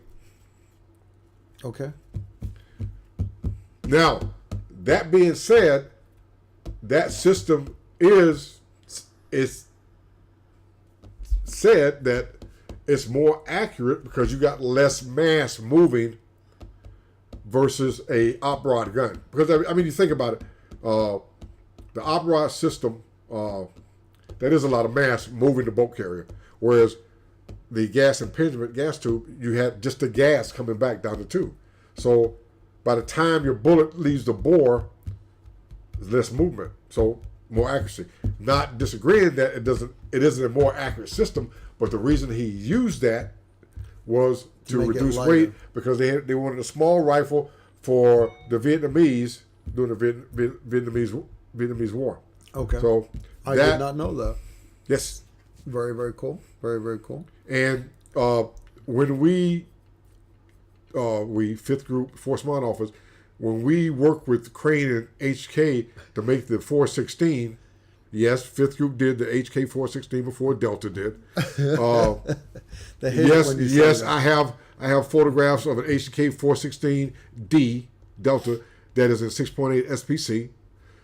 When we worked with HK to do the 416, it was based on what I learned from Eugene Stoner, who had made, after he designed the M16, he designed the AR-18, which took advantage of the rotating bolt of the M16 family, but it had a piston, an op rod. Yeah. And when you go away from gas impingement, you don't need the buffer spring to cycle the system, because the spring that's doing the return of the bolt carrier, everything is up top. So when Eugene Stoner did the AR-18, which was the civilian version, was the AR-180, since you don't need that buffer spring system, you can have a folding stock. And Mr. Stoner designed another version, and I can't remember the name of it, but it's in my book from Gary Paul Johnston, the big small arms man of the world. I got to get you one of those. He made there's a rifle he designed for Singapore. I know the light machine gun was called the Ultimax 100, which is another system during our times when we were working on the HK 416, the Mark 12 SPR, and the SCAR. Yes, I did the SCAR. And we looked at that Ultimax. It was a light machine gun, squad automatic weapon kind of thing, but it had a 100-round drum, thus Ultimax 100. But when you fire it, I mean, it just didn't move. I mean, the gun, I mean, it was I think it's called a continuous, people, there are guys out there that know what I'm talking about, but it was like a continuous floating bolt carrier. It didn't have the force coming back. It never hit the back end of the upper receiver. Yeah. So it was, I mean, if you fired it, it just stayed level. It didn't climb, it didn't go left, it didn't go right. But Eugene Stoner, he did the AR-18 180, and there was another rifle he did, and I used that as an example during my briefings to Tiswig and to Crane and everybody else, that we had a meeting at Crane, and Jim Schatz from HK and Ernst Mach was there, and they talked to me afterwards. They said, hey, we're going to build a piston gun, because I used Eugene Stoner's stuff that he'd already done. And about 8-9 months later, they called me back to Crane and said, hey, look at this. And it was a prototype for the HK 416, but of course it was 5.56. And then later, the Marine Corps, they had the HK 416, and they had the SCAR Mark 16. Yeah. It's 6.8. And the guy that briefed it, he was a major. We were down in Florida. Everybody briefed, all the services briefed. And he had his little gun bag, and he walks up to the podium in front of like 30, 40 people. And asked Jay Johnson about this. Jay was there. And everybody was, if a guy was briefing, everybody was listening to him, and they were taking notes, and they were talking to each other. Yeah. The Picatinny guys and the Crane guys and the Rock Island guys. And the Marine Corps major got up there. He goes, okay, I'm going to brief what we're looking at. He said, this is not for your opinion or your approval. And everybody kind of like stopped talking to each other. They paid attention. Who the hell is this guy? Yeah. He zipped open this Eagle bag, flat dark earth, and he picked up a SCAR. Everybody said, oh yeah, that's a SCAR light. He goes, this is the SCAR Mark 16 and 6.8 SPC. And when he did that, you could hear a mouse fart. Everybody, ask Jay. Jay will verify this. half the people in that room jumped up and ran outside and got on their cell phone. Oh my gosh, Marine Corps got a Scarlet Light and 6.8 SPC. We got to hang Steve Holland by his nuts. You know? And I told him, I said, guys, I am surprised as you guys are. I did not. He told him, he said, Master Sergeant Holland had nothing to do with this. Yes, he did design the cartridge, and yes, he's been pushing it, but what was that guy's name? Madison. General Mad Dog Mattis. Mattis. Mattis. Well, back then he was a colonel. And he called me on the phone. Okay. And we were driving, and some of them I didn't know. And I picked it up and said, he said, hey, this Master Sergeant Holland said, yes, it is. Who is it? This is Colonel Mattis. Did you know Justin Chappell while you were working on the SCAR program? Justin Chappell. Sounds familiar. He said, this is Colonel Mattis, Marine Corps. I said, how you doing, sir? What can I do for you? I didn't do it. Do I need to get my lawyer? I didn't know this guy. I knew who he was, but for him to call me, and so we talked for a while. And there's several articles out there that talk about Mattis supported the whole concept behind the 6.8 SPC. But they did have some Scar Lights done by FN in 6.8, and HK did the 416 Deltas in 6.8, and we used them to train with the Border Patrol, the BORTAC, out at McGregor Range. Saudi King's personal security detail run LWRCI, Piston 6.8 PDWs. Yep. And I tell you, that ammunition that they're running, which we can't, I mean, not we, but I'm not in the military anymore, but the military can't run that ammo, but they have a contract with ATK out of Lake City. The Saudi's Royal Guard, you can Google this, people. Just Google Saudi Royal Guard 6.8 SPC. It'll come up. It was like, I don't know, $15 million contract with LWRCI. They bought like 25 million rounds of that ATK. It's a 90 grain, what they call their fusion brand of ammo. And I remember Don Alexander told me probably about a year after they came out with the Saudi contract that they started selling overruns to civilians, and Don got a hold of some, and he went out with Harry Fleming and the former guys from Thunder Ranch out of Texas hog hunting, and Don, I guess he shot about, I don't know, a gazillion hogs because he's running thermals and surefire suppression. And he said that 90 grain 6.8 SPC round is a smoker. He said it's smoked. Because think about it, the best weight that when I worked on the 6.8 was right around 110, 115 grain. And Sierra made the 110 grain, we called it a K bullet for Afghanistan, specifically because I said 270 Winchester is 130. I don't want the weight of the 125. I needed that percentage of powder load that wasn't intruding on the powder. So we went with the 110. And so from 110, you go to 90, you probably out of a 16.5 inch Mark 12 or AR, you're probably looking at about 2,800, 2,900 feet per second with that 90 grain bullet. But it's a fusion round, so it's not, it's not going to come apart as easily. It's not quite bonded, but look it up. And everyone that shot it against live targets, it said it absolutely phenomenal. I haven't had the opportunity to deer hunt or coyote hunt anything with it yet, but that's something to think about for you guys that want a little more firepower, but don't want to jump up to a 10, 11, 12 pound 7.62 AR, 7.62 51 AR. So keep that in mind.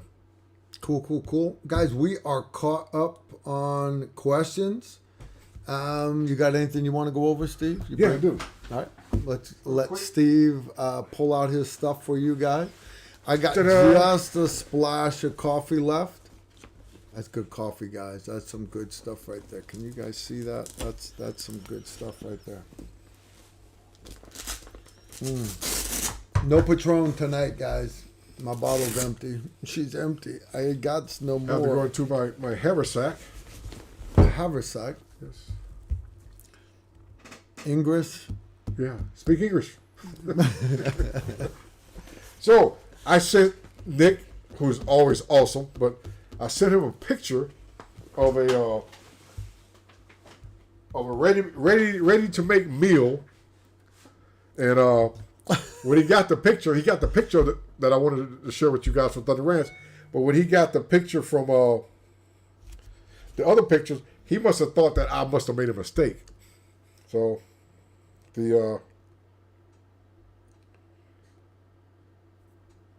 There's actually a question here asking if we're going to give Susan a raise. Give Susan a raise. Rob, Give Susan a hey raise. Carl, are you going to give Susan a raise for the good job she does? How about no? No. Everybody loves Susan. She's a great lady. She does a lot for Tactical Riflemen, and we are very, very happy to have her as part of our TR family. Her and her husband are both awesome. They came to the Patreon course this past year, and they're great people. They're great people. And we love that Mama Bear works hard here. Am I going to give her a pay raise? You know, she's worth it. What do you think, Steve? I'll tell you what, I'm going to Absolutely, sure. I'm going to double Susan's pay. I'll double it. Let's double it for her. It's done. Done. Let it be written. Let it be done. Done. Okay. You're right. I am years behind giving Susan a pay raise, so I'm going to double Susan's pay. Okay. So I sent Nick this picture to load for me for the show, along with the Thunder Ranch picture. And I think when he got this picture, he must have thought, "Oh, Steve must have made a mistake. He must have been sending this picture to his wife." You know. So what I wanted to do was, that was a healthy choice meal.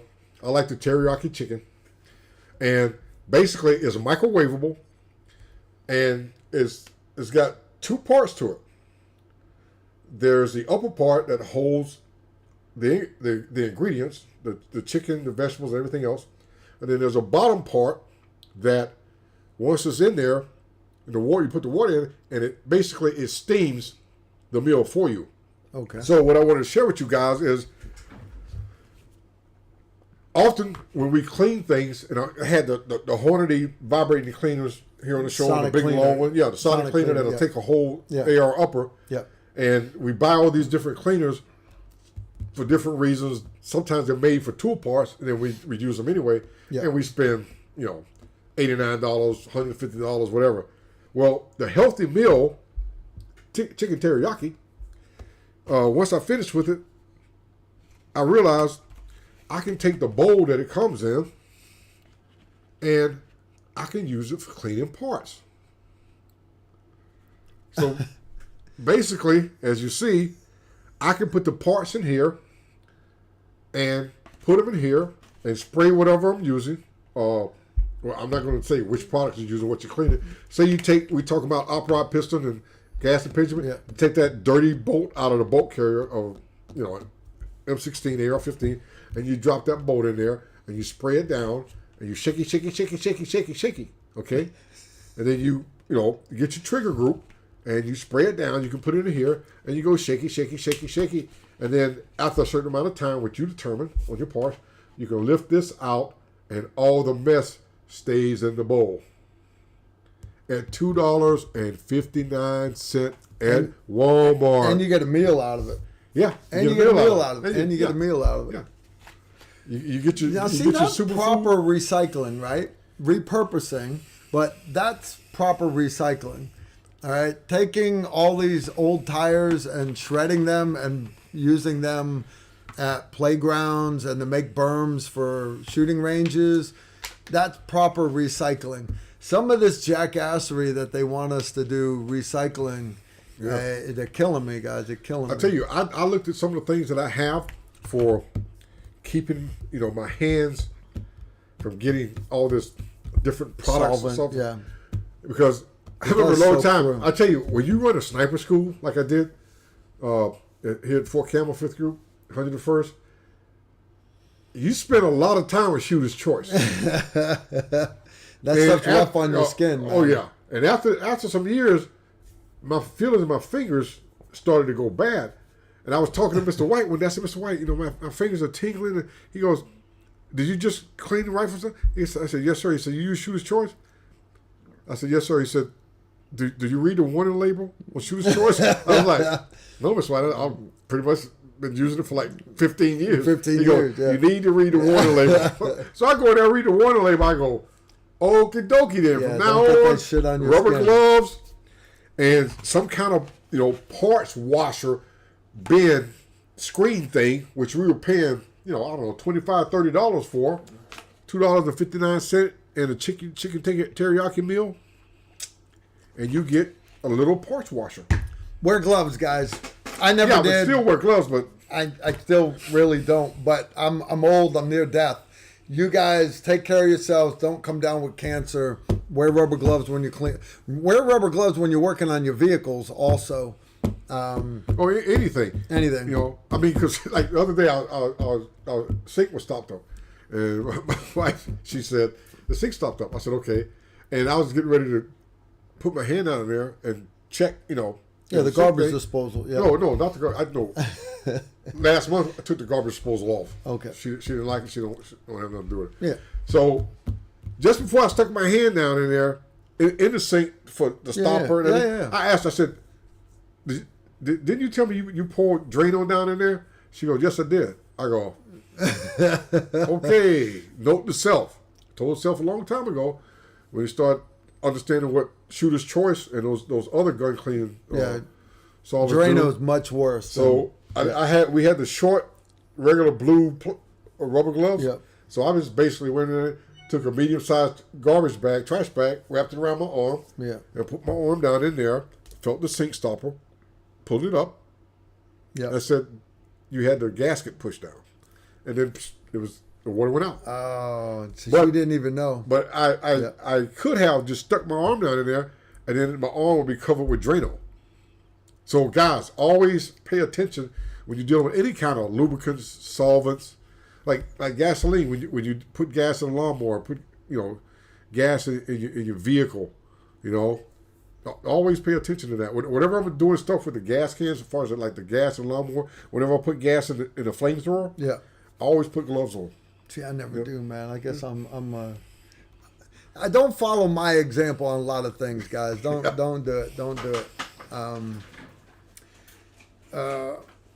So my old Camo guy reached out to me, OJ Bailey, and it's been an MF getting over this stroke the last 6 months, heart surgery in between. I know you've had your tough patches, but you've done good.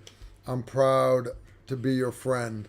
When you guys think you're having a bad day, like I'm getting ready to have knee surgery, all right? I live a very blessed life. I do. This is my old Camo guy. He's younger than me. I have suffered a heart attack, a stroke, a heart insert, and lower brain surgery. I'm divorced from Allie. That's his wife. And then he goes on and on and on and on. God bless you, brother. God bless you. Yeah. Prayers. OJ, if you're watching, you're a good person, and sometimes you get tested. Stay faithful and stay in there. Never give up the fight, and die young and have a good-looking carcass. That's about the best I can tell you right there. Reach out to Wick.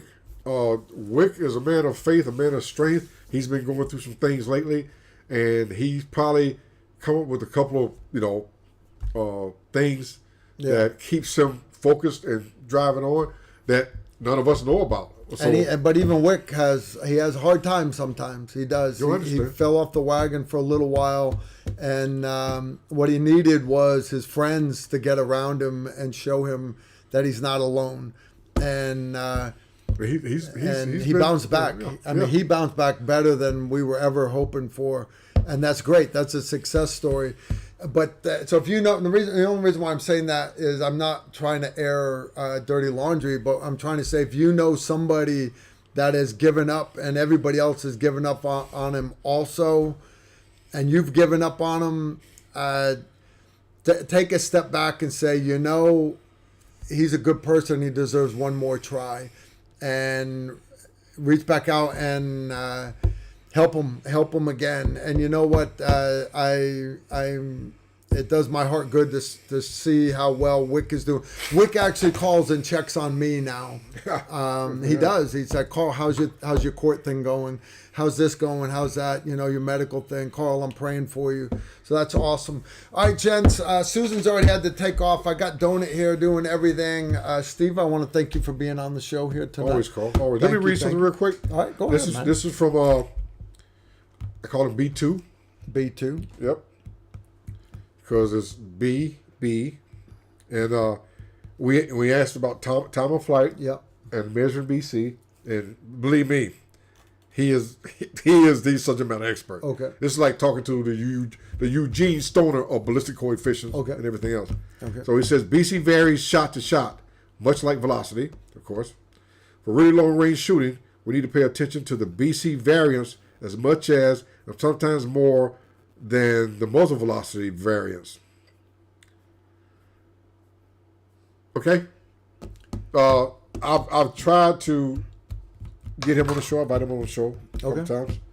I call him B2 because it's two B's. Buford Boone, the former director of the FBI's Ballistic Research Facility, Quantico, and he's the man.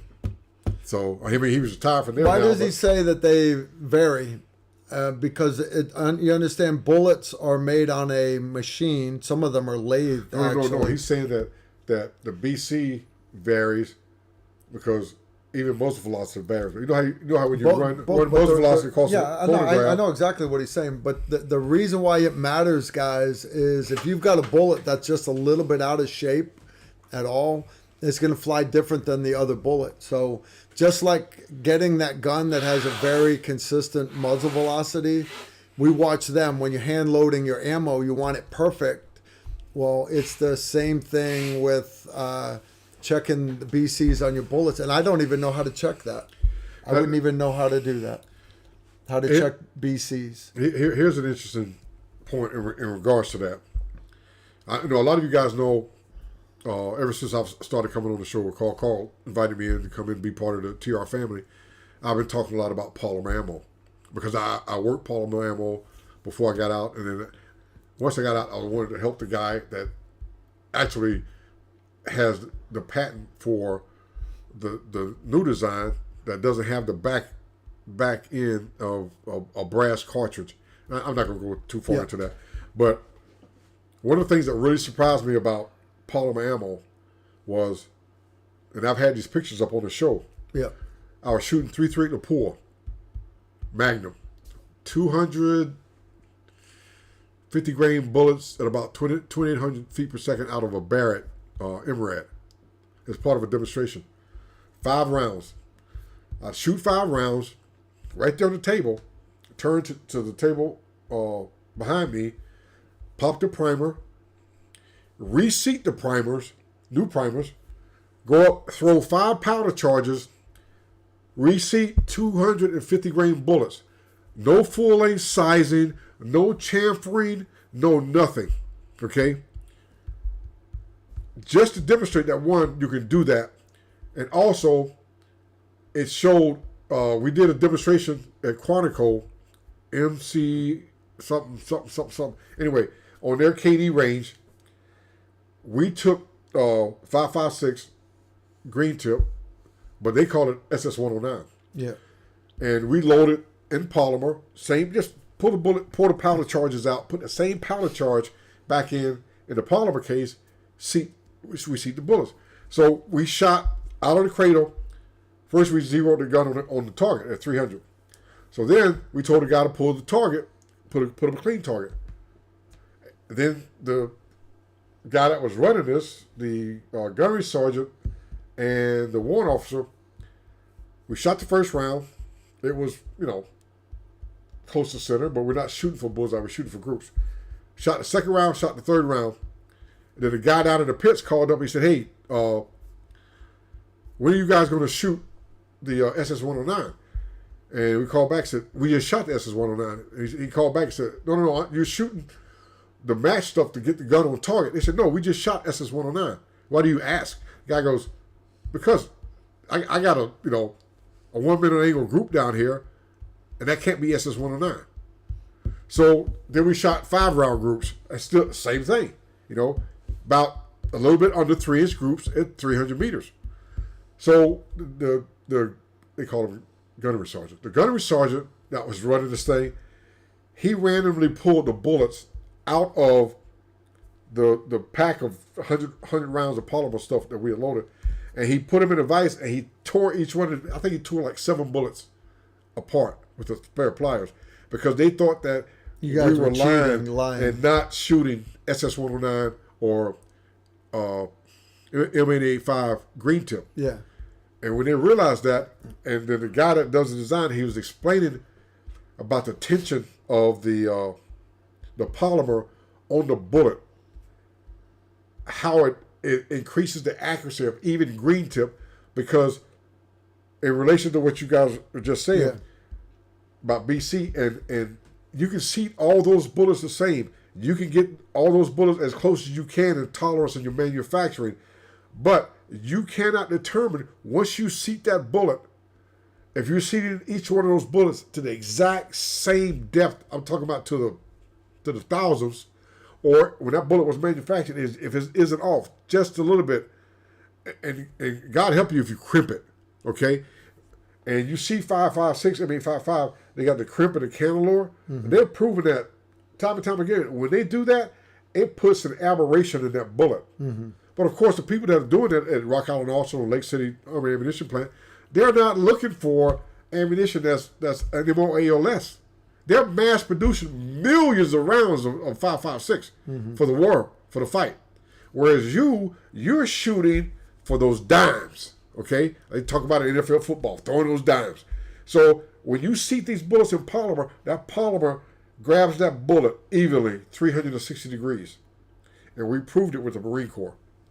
And I proved that polymer is reloadable when I shot the 338 Lapua demonstration. All right. That's why I'm a big believer in polymer ammo. Guys, next Tuesday, I am going to be out of town without cell phone coverage. Steve is going to be back here in the studio. That's going to be the Steve Holland Show. So next Tuesday, same bat time, same bat channel. It's going to be the Tactical Rifleman Tactical Tuesday Show minus Carl. Minus Carl. You're going to have just Steve. So basically, no, it's going to be me, Steve. But believe me, I got 7 days. You know, I'm going to get somebody some guests. I get it going on. We almost missed. Got Kyle Lamb, but he's not coming to town until tomorrow. Oh, I just found out on my way here. Would have been good to have Kyle back. So come Tuesday, guys. You better tell somebody. The Steve Holland Show. Don't play yourself. All right, guys. Are you saying you're the path of the righteous man? Be set on all sides by the inequities of the selfish, Precision Reflex, Civil State Armory, LWRCI. Shame on you. Of the selfish and the tyranny of evil men. Blessed is he or she who, in the name of charity and goodwill, shepherds the weak through the valley of darkness, for he is truly his brothers and sisters' keeper and the finder of lost children. And he will strike down upon them with great vengeance and furious anger those who attempt and those who have poisoned my sisters and my brothers. And you will know his name is the Lord when he brings his vengeance upon you.